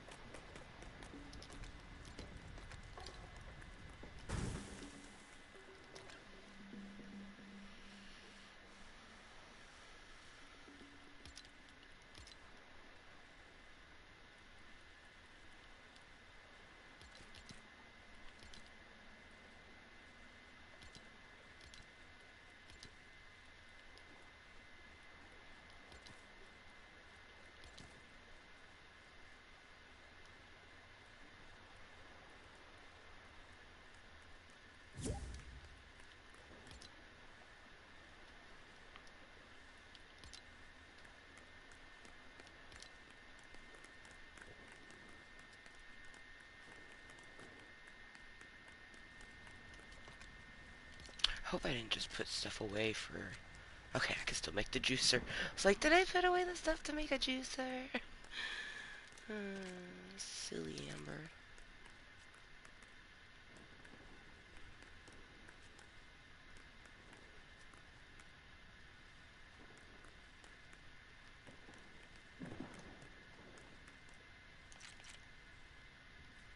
Let's see, I'll probably put the oven like there-ish. So, or we might even put it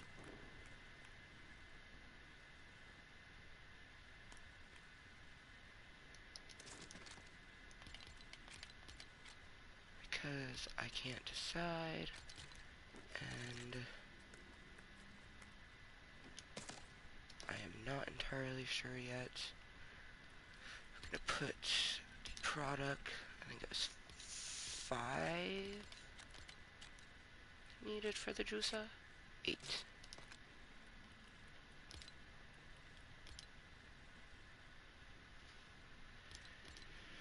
So, juicerness right. Don't be breaking my shit. Oh boy. Okay, Bun. Bun was, I want to whack! Like, step away from the whacking. It's, it's whack to whack. Yeah, that made sense. uh,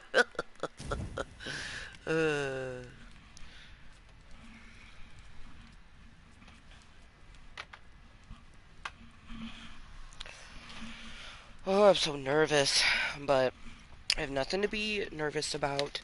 You know, I'm just gonna be me and be honest, and I don't see any reason why we shouldn't get it, you know?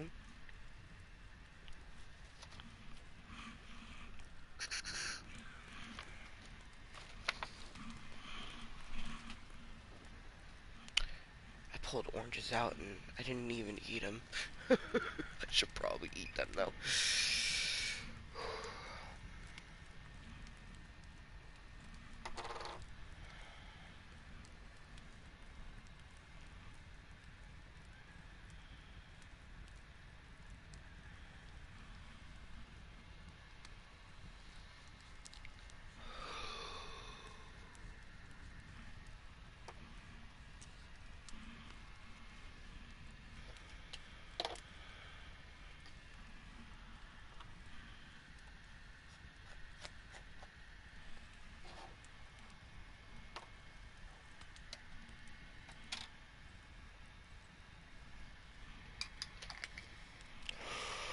2 hours from now, I will be sitting in the apartment lot waiting to meet my potentially new apartment manager slash landlord. Um, I have not, I've never applied for an apartment. I've never lived in an apartment by myself. The cave, where I'm right now, is the first time I've ever lived by myself. I'm just like, oh, I'm still in very much shock, you know? Shock and a bit of disbelief because I really wasn't expecting the O Terrace to be the one that I would get into first.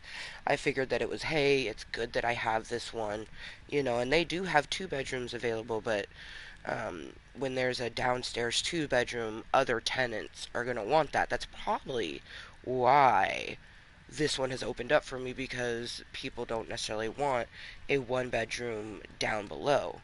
For me, it's, oh my god, I could, like, I already co-sleep with Rainbow, so who cares about having the 1 bedroom, you know? But I'll have a kitchen with a stove and a real regular sized fridge, and I'll still have my medium fridge too, which will be nice, you know, so extra storage.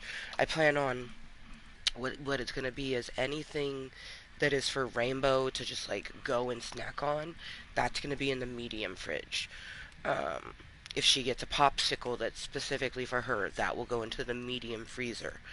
But stuff that's in the regular fridge and freezer is for things that are either for me or it's for cooking. Um, so her little cheesers, those will be in the medium fridge. The little oranges, her applesauce, like anything that she would want to grab would be in there. Um, any little experiments she wants to do, because she likes doing experiments where she fills something with water and she puts it in the fridge or the freezer, so she can do that with that one. Um, yeah.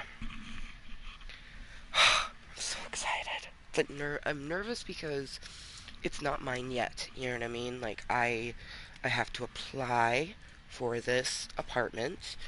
Um, I qualify for it.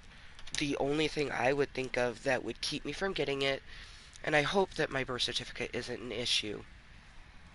I'm hoping it's the sort of thing that like they'll give me a 90-day period to get it, and then maybe they would reconsider letting me like continue to stay there. But I will be getting my birth certificate as soon as I have the money for it, and also make sure that I'm ordering it from the place that I'm supposed to order it from, because I've already spent $75 and didn't receive my birth certificate. And it caused a lot of anxiety, a lot of panic. Um,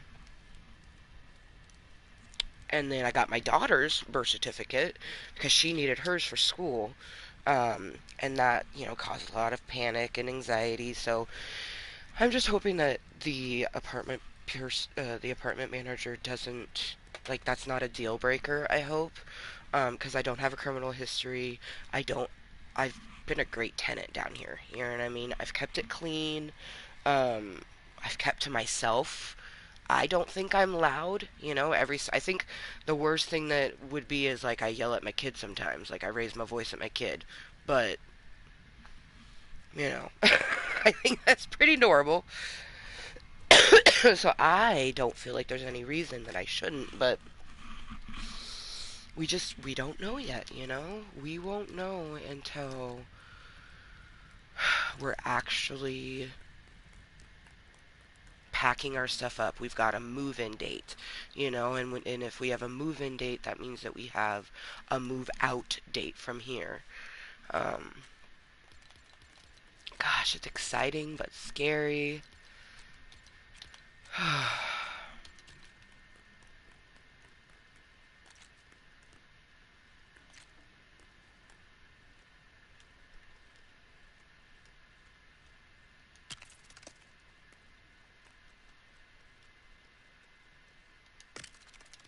There we go.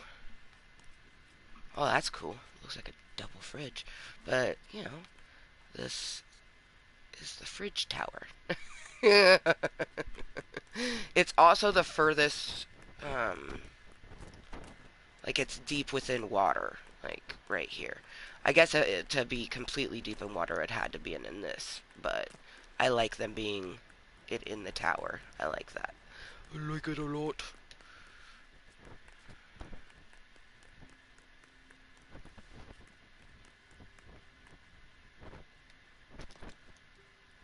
One will be for meat, eggs, and the other will be for milk and like a raspberry would go in there.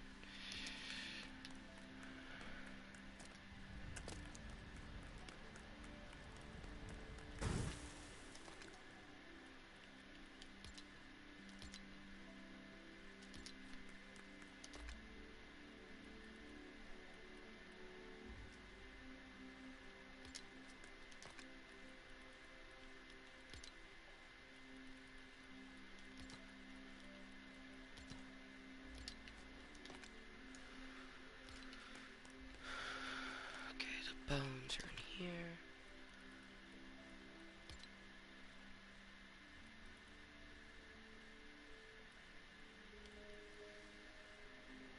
So many bones.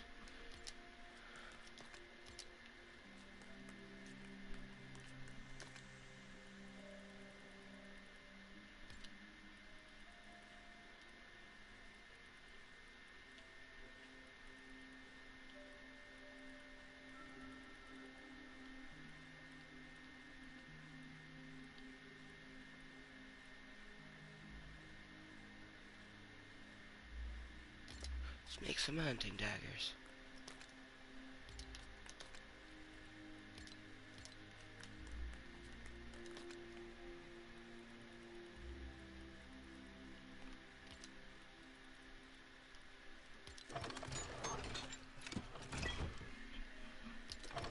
I'm literally just gonna make a shit ton of these.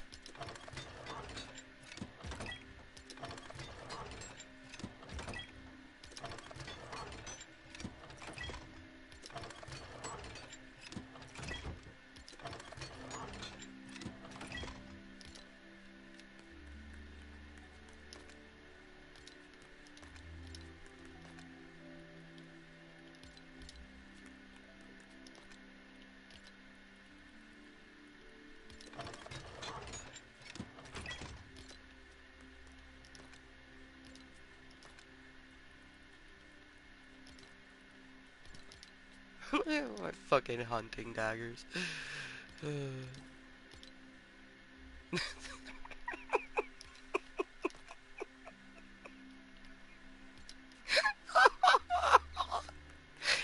gonna make a special little hunting dagger booby. Can go right over here. Oh, yeah, we got some fancy ones. Holds up to 6. This holds 10, so we definitely want to do a 10 for. Alright.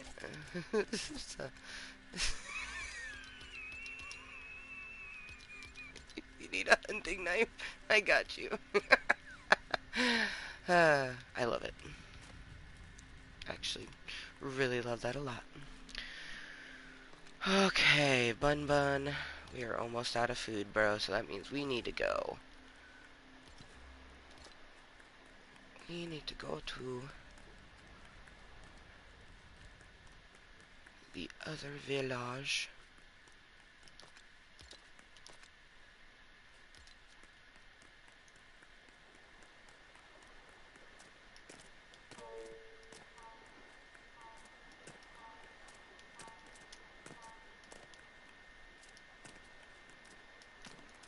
I don't know how, but I had previously climbed up that, and now it doesn't seem... Oh, there he goes.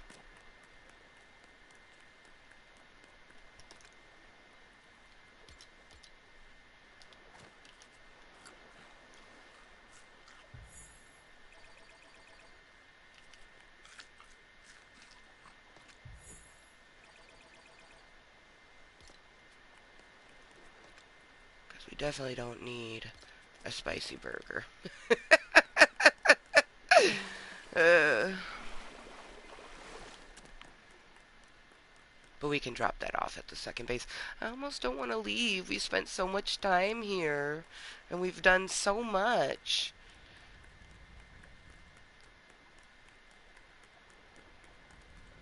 Oop, yeah, close that fucking up. That is not good. Oh, hey, chicken, chicken! Yeah, baby. Come this way. Chicken, chicken! No, chicken! Chicken, chicken! Chicken, damn it!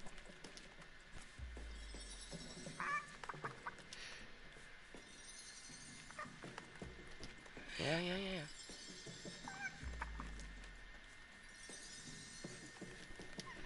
No, bok, bok! Bok, bok!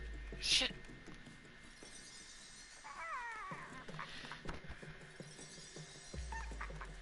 Just, yeah, bok, bok your way this way. No, no, no, shit.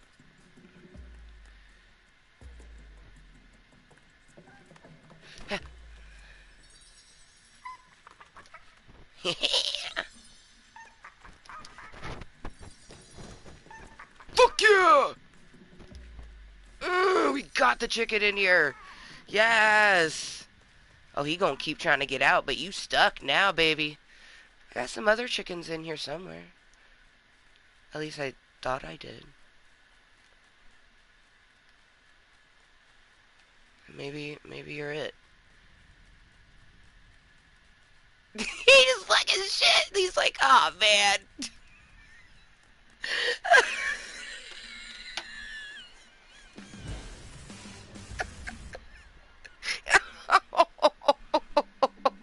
The chicken was like, shit. Oh.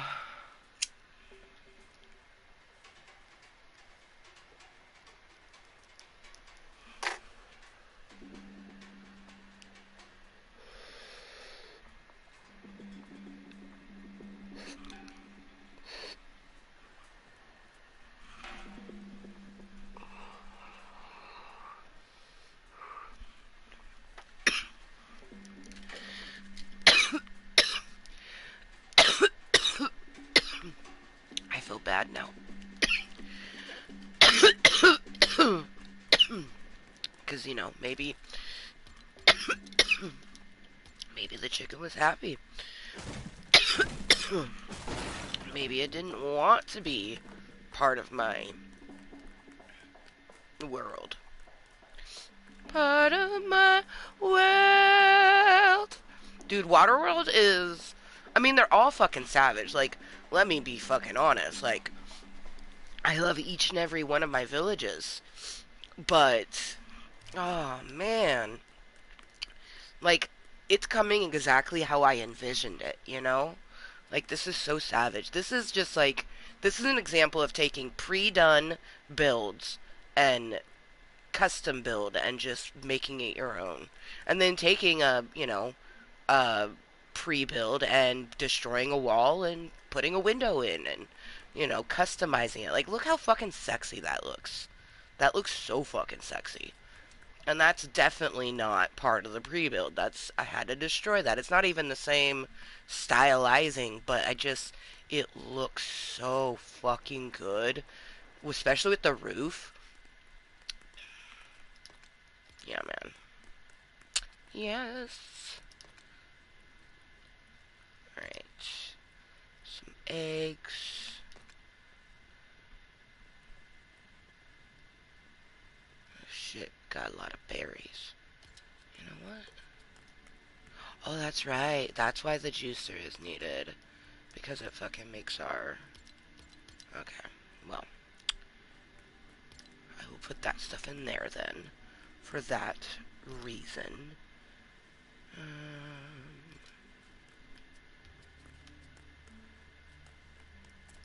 Perfect time to travel. Oh, he has, like, no food. I could drink this. It'll give us some... Yeah. Alright, let's go, Bun Bun.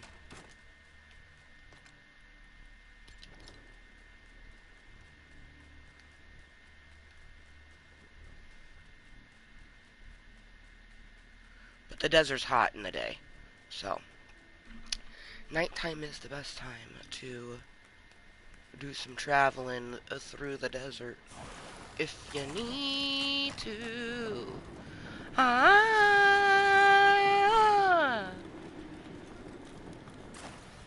coming down low. Oop, I forgot to deploy my glider. That was a me mistake.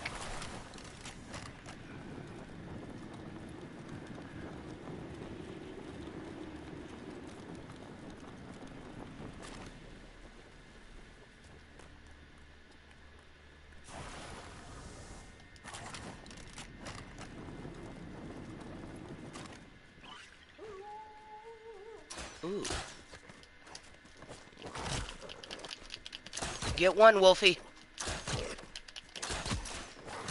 Ah, shit, I guess you get two. Ugh.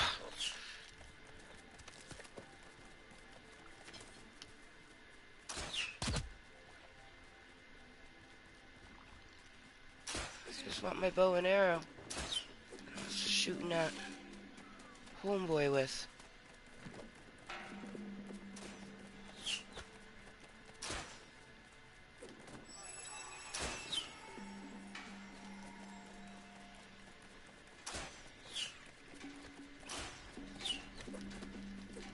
Ooh.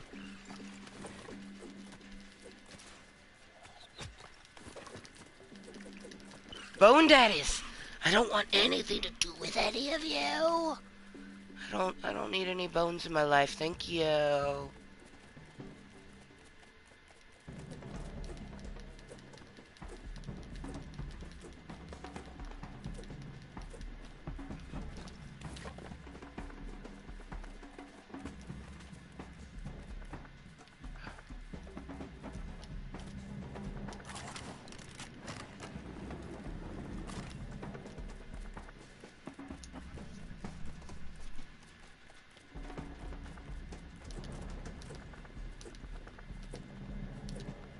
Base camp 2!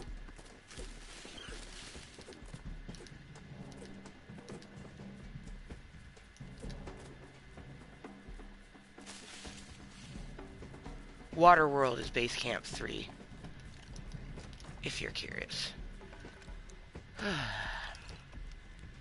So we went from 3 to 2, and the reason we came to 2 is because it is abundant in food.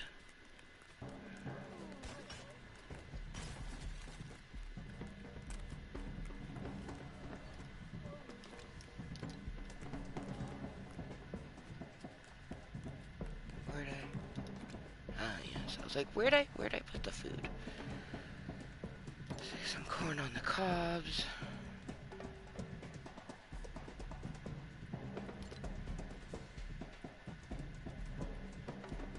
Some meat. Some eggs.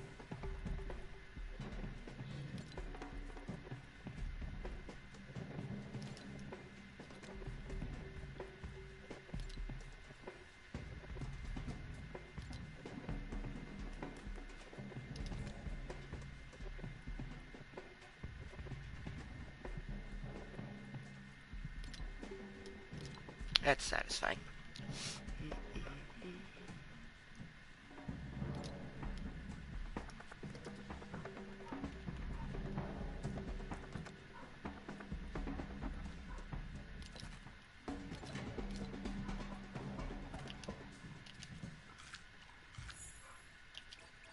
Bun Bun's like, food! Sweet, sweet food.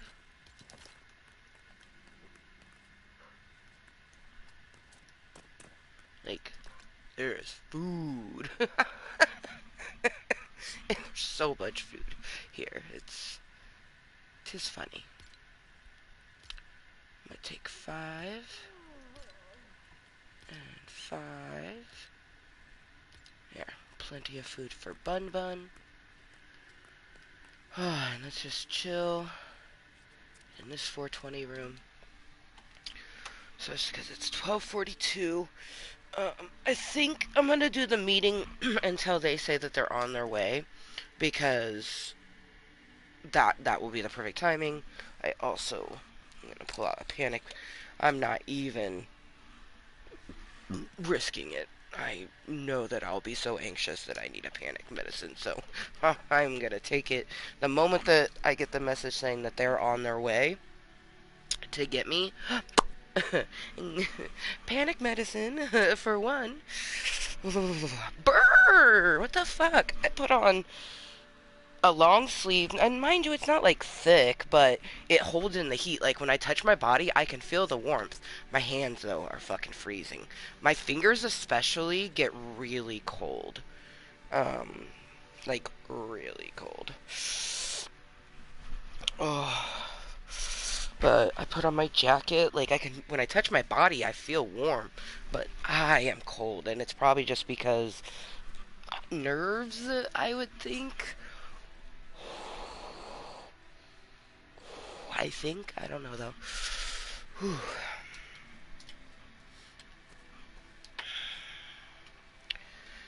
I'm excited but nervous. I'm just gonna be me though. That's all I can do.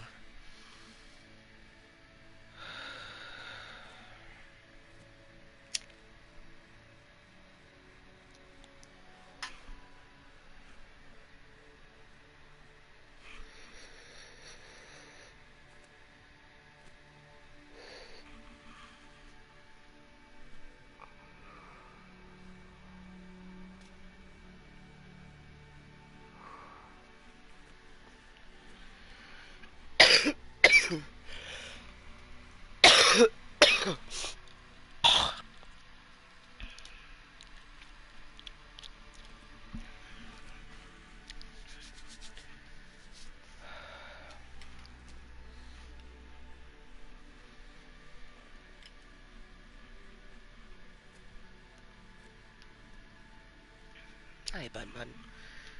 Whew.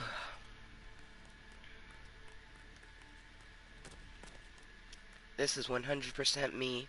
I built everything that is seen. That's our fun platform to go to far away lands. The only thing that is pre-built is the kitty cat tower. Or I should say Tiger Tower. It's the Tiger Tower because she is a tiger. Tabby the tiger. She's not a cat.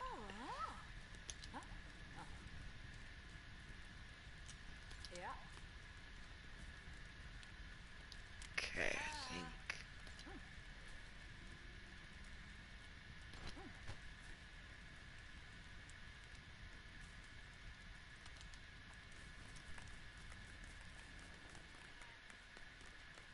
I have a gem code. I don't have a smelter here. But we should.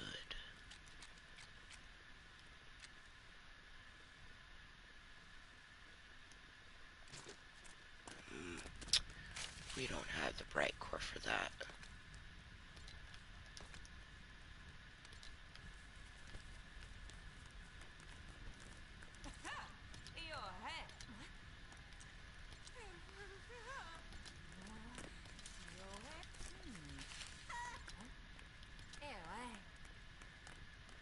Okay, she slabs it up. I'm gonna have her switch and be a cook.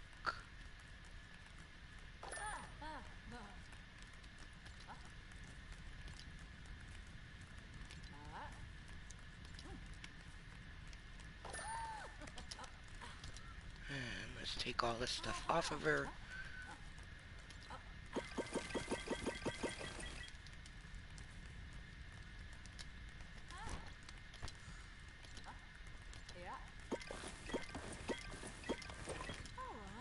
Wow, I'm amazed I was able to pick it all up. Fuck yeah. Fuck yeah. Alright. Feather. I'll keep the vine on me.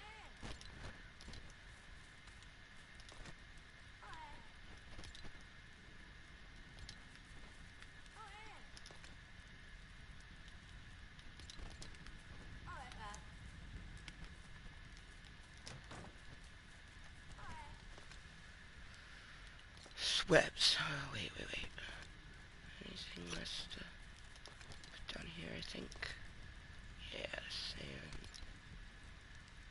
Sand claw. The claw. Alright, let's go up.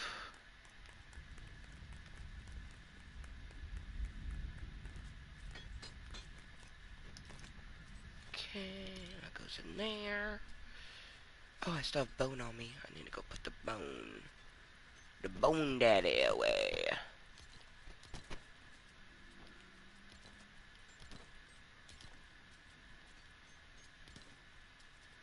I'm loving my current food supply though. Definitely got plenty of the knowledge. Okay, so I just need to put that bone away. Bone.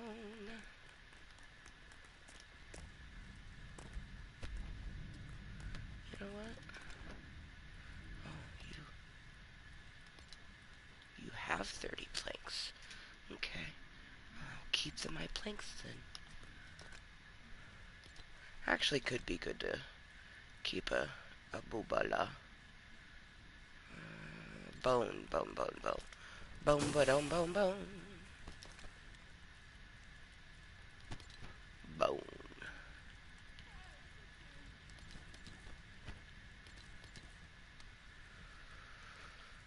Okay.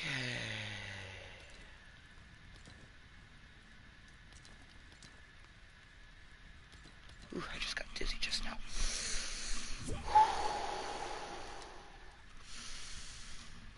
It's like perfect. I have 30 minutes left in the server. That's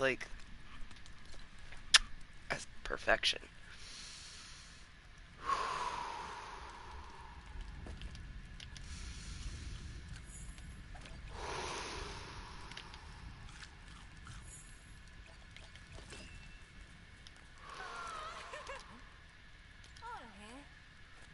Oh yeah, that's right. She makes the slabs. I'll take those slabs off of you.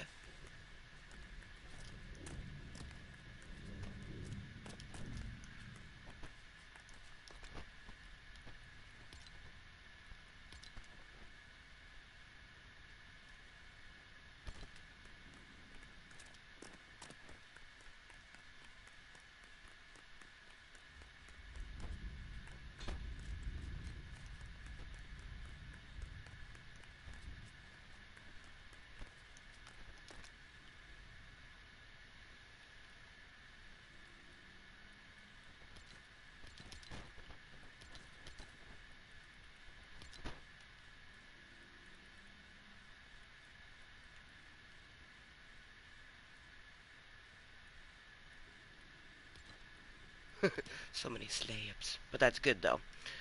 We just don't need any more here, so if we get more, we'll hopefully remember to take it somewhere else. Take it somewhere else, Amber.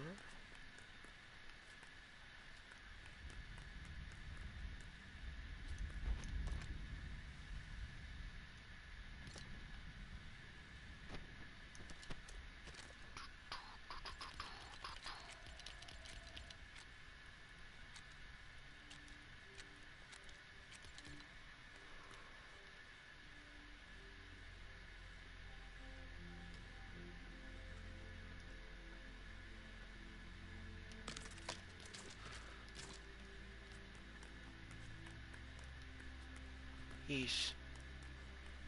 Yeesh. I think that is not meant to be like that, so we're gonna switch that. And I just picked up a bunch of bones. Oh, I almost forgot what rain was like, because it doesn't rain in the desert.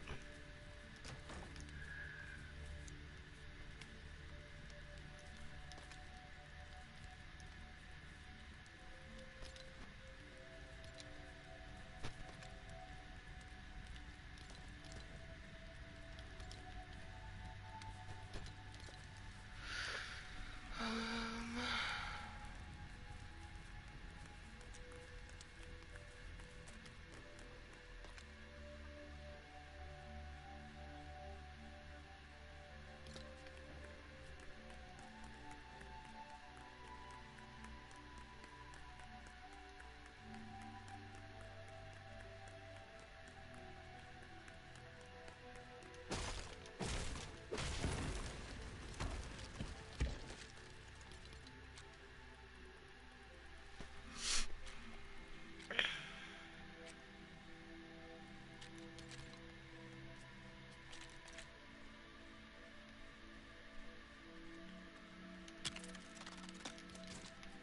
there we go.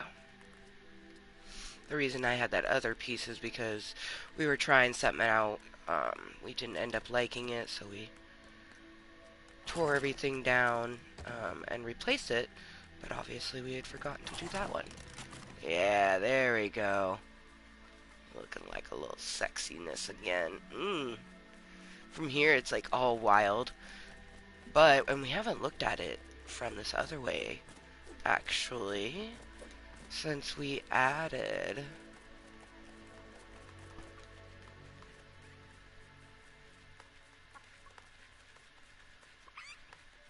Still looks like a traditional house. I mean, with the little nubs, but it's still got that traditional house feel. So, I love it. I love it so much. The platforms are needed though, because we use those to glide off to different places.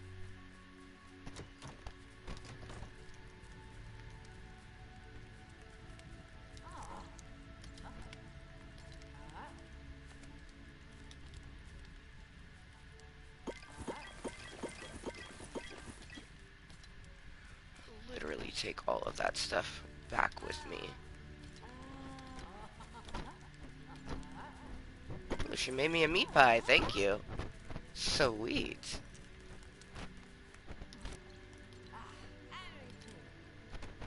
Okay, that's right, she does the stone breaker. I think I'm gonna have you do something else. Actually, nah, fuck it. You can be the source of all the stone slabs for all of the villages. Because that's basically what this village is. Base Camp 2 is like if you need something, it's most likely got it. Like, that's how it's gonna be. Oh shit, I have them both doing...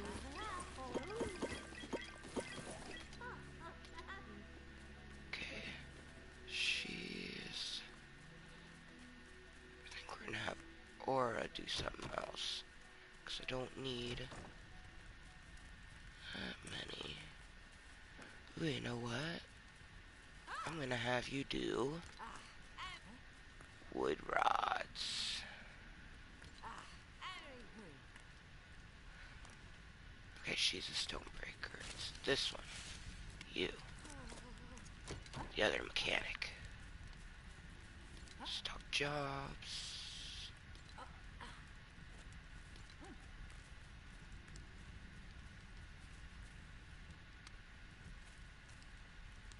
Compost. That's so wild.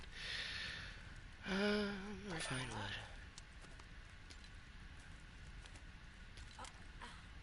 She'll make rods and all sorts of things like that.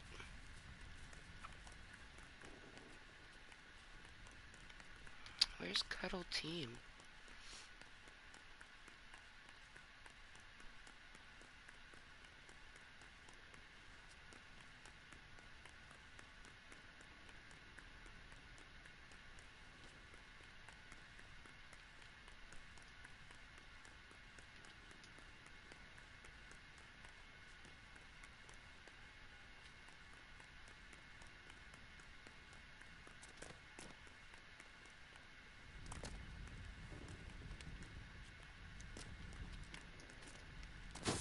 I know what I'll do.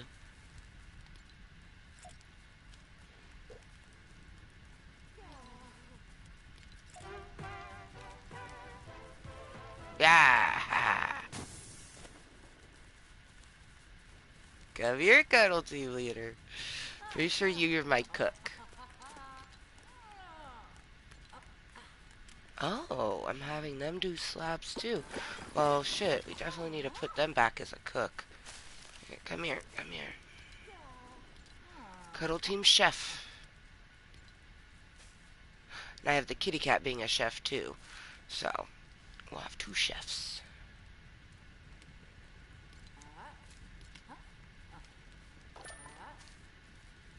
Prepare fish.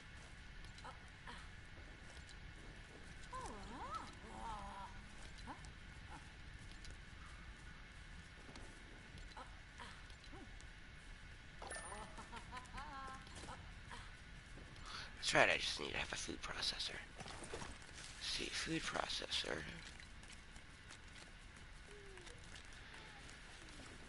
Oh, easy peasy.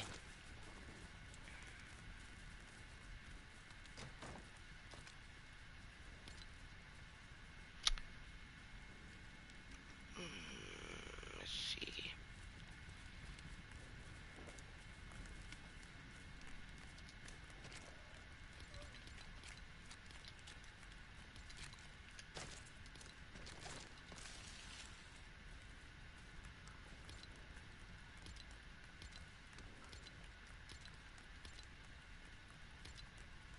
Stuff that's going to the other village. I'll put it in there for right now.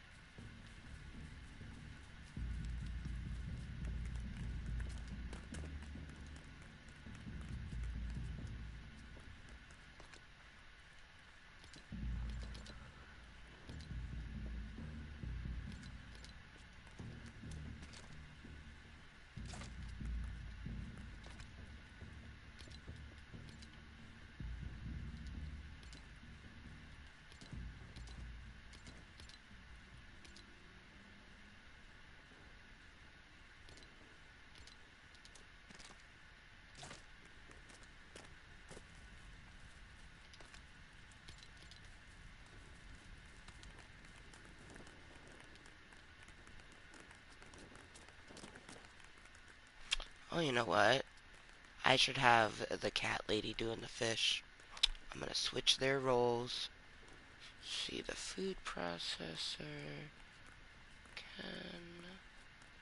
Ooh, I'll flip the stove.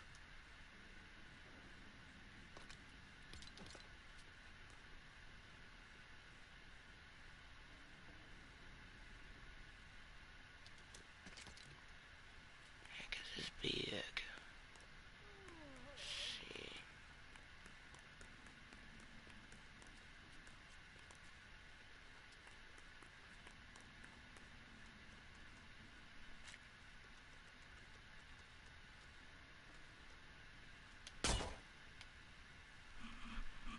The stove can still be this way. Yeah, okay. Run, bun, bun, run.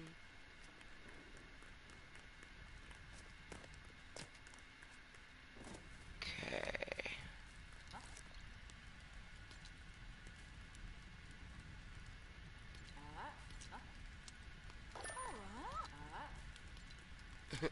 Fishmonger. Okay, now I just gotta find Cuddle Team.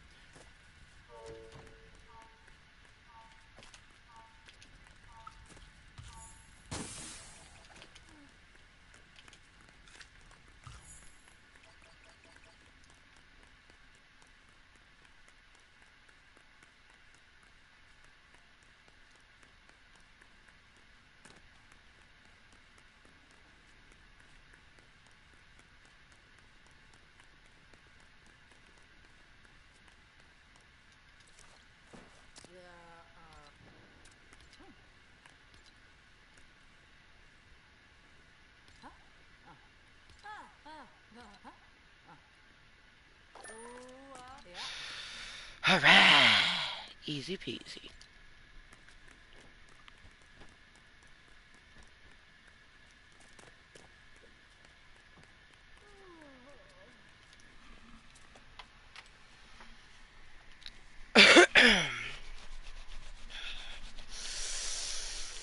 Ooh, it's an hour and a half. Oh. In an hour and a half, I fill out a application for hopefully my first ever appointment.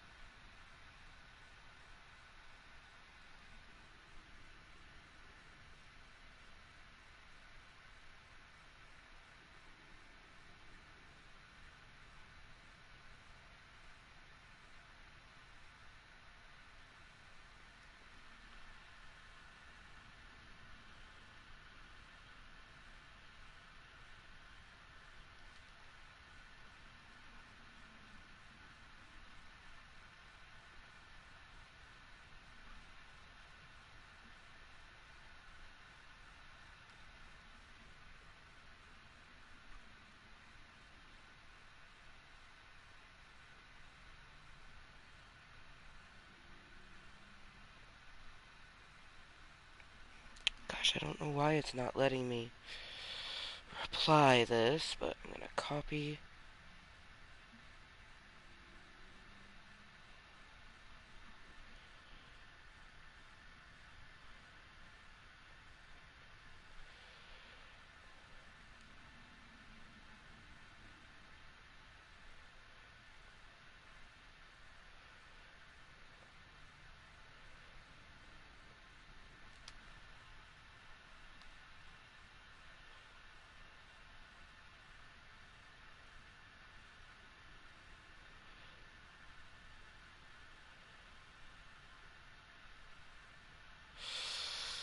Oh, I don't know why it's not letting me reply, but I'll just talk to the teacher.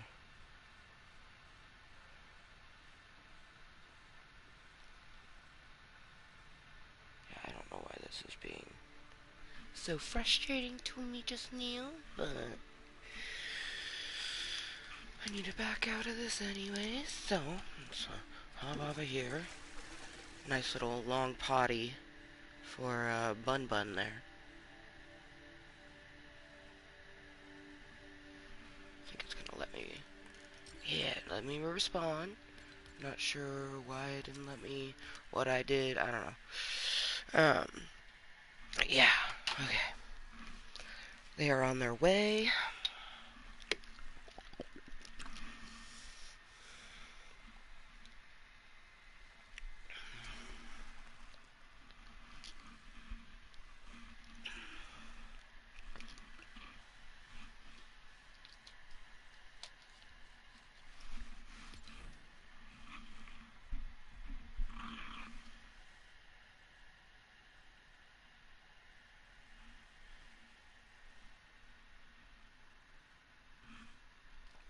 This belongs to me.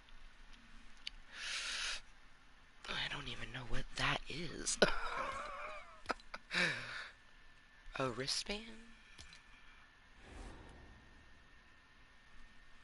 I do not know. I do know that this was fun. I always have a great time in Club Cottontale. I know that Allie Mom and Voldemort are on their way to pick me up, so we can go get Rainbow from school, and then go to my new potential apartment. Oh gosh, that's so exciting. Ooh, I'm so chilly. Brr.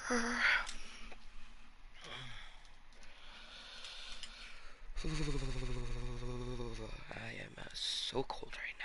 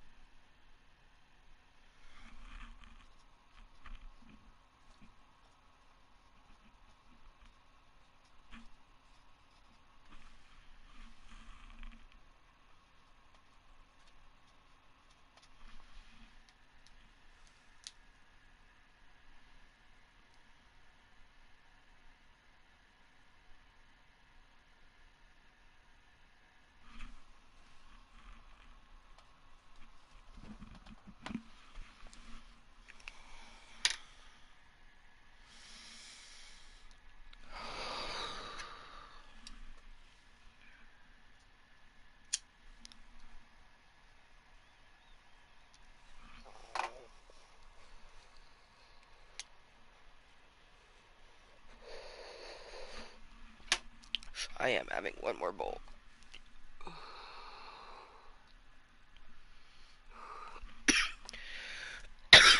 Before I end the meeting because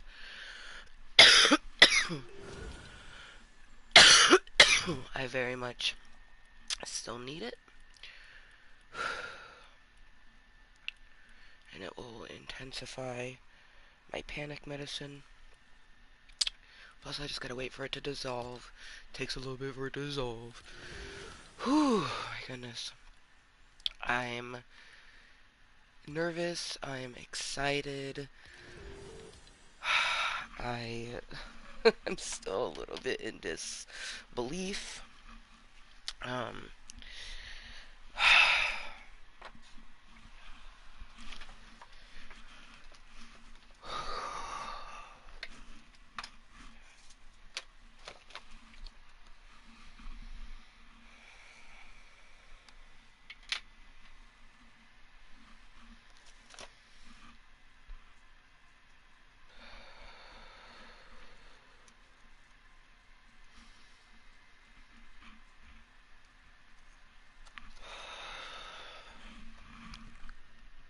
I look nice.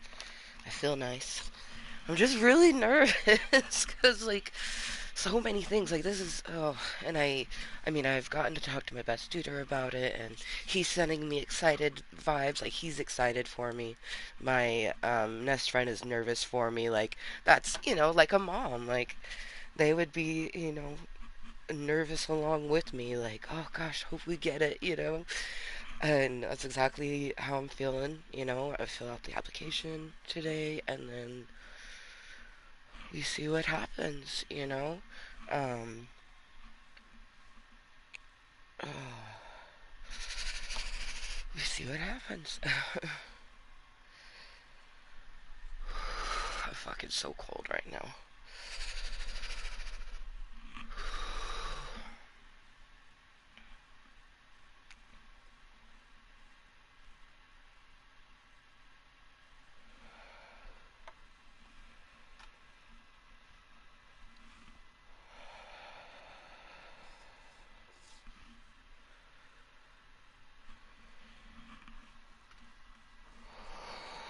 Okay. Oh, universe, thank you for everything that you sent my way. And at the opportune times when it was always meant to be, even if I didn't understand in the moment.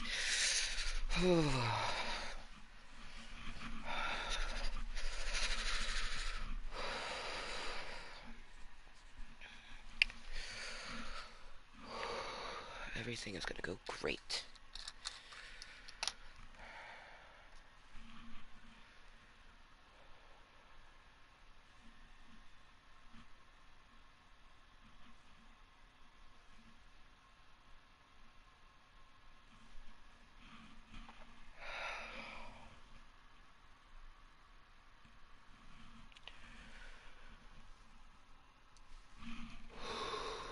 Okay.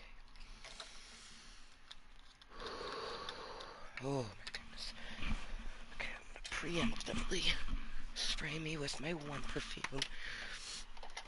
And then I'm gonna spray my other one on me after I'm done with the meeting and before.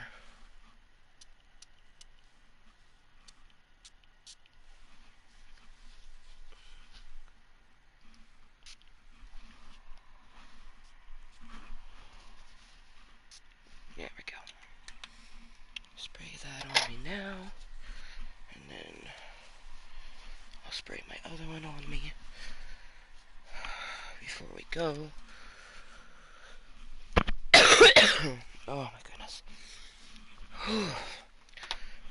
Only reason I'm nervous is because, well, one, I have to see Voldemort, but I've never filled out an application for anything. When Voldemort and I moved into the duplex, it was more like we called the guy, we were interested in looking at it, we looked at it, um, we filled out the papers, and we moved in. Like, I don't, I don't remember there being an application for the duplex. Um, but this is a wait list, and it's for an apartment, so um, it's just a bit different. You know what I mean? Like, if I don't qualify 100%, they can move on to someone who potentially would.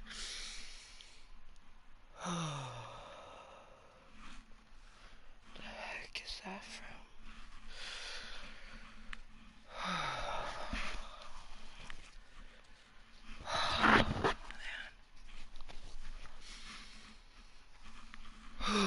I'm excited. I'm super excited, but I'm just, I'm nervous for all the logistic parts that I'm new to.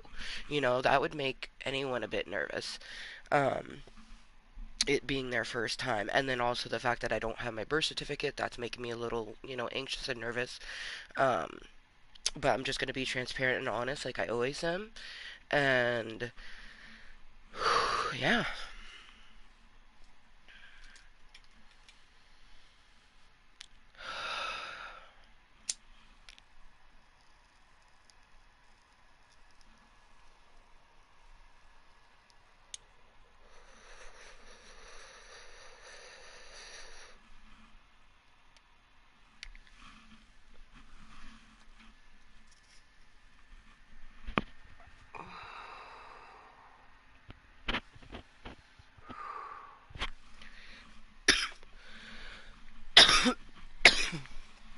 Oh,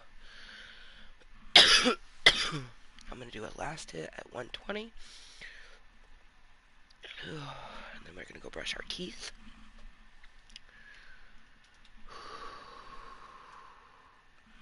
I got this. I got this.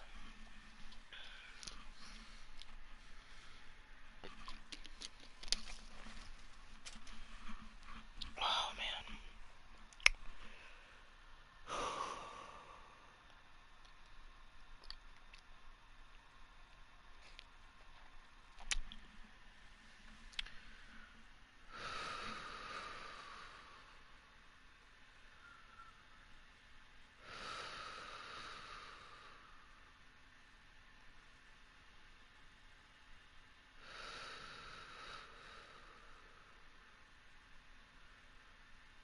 Oh, I should put my socks on.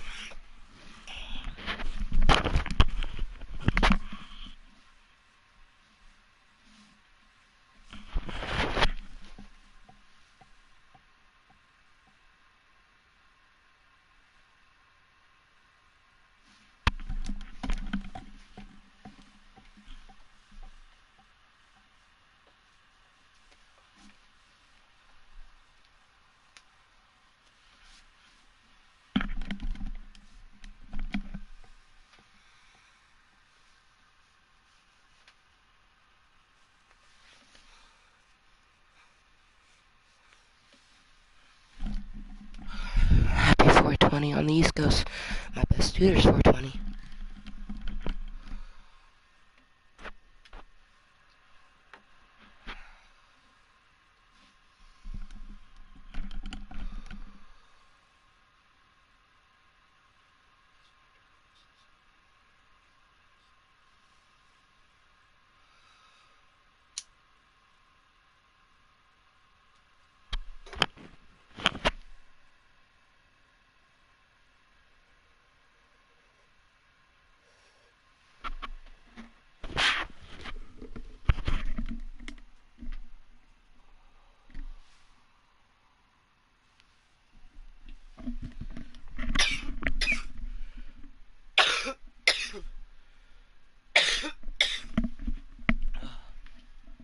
Alright, motherfuckers. You already know. Be kind to yourself and everyone else. And I will see you next time.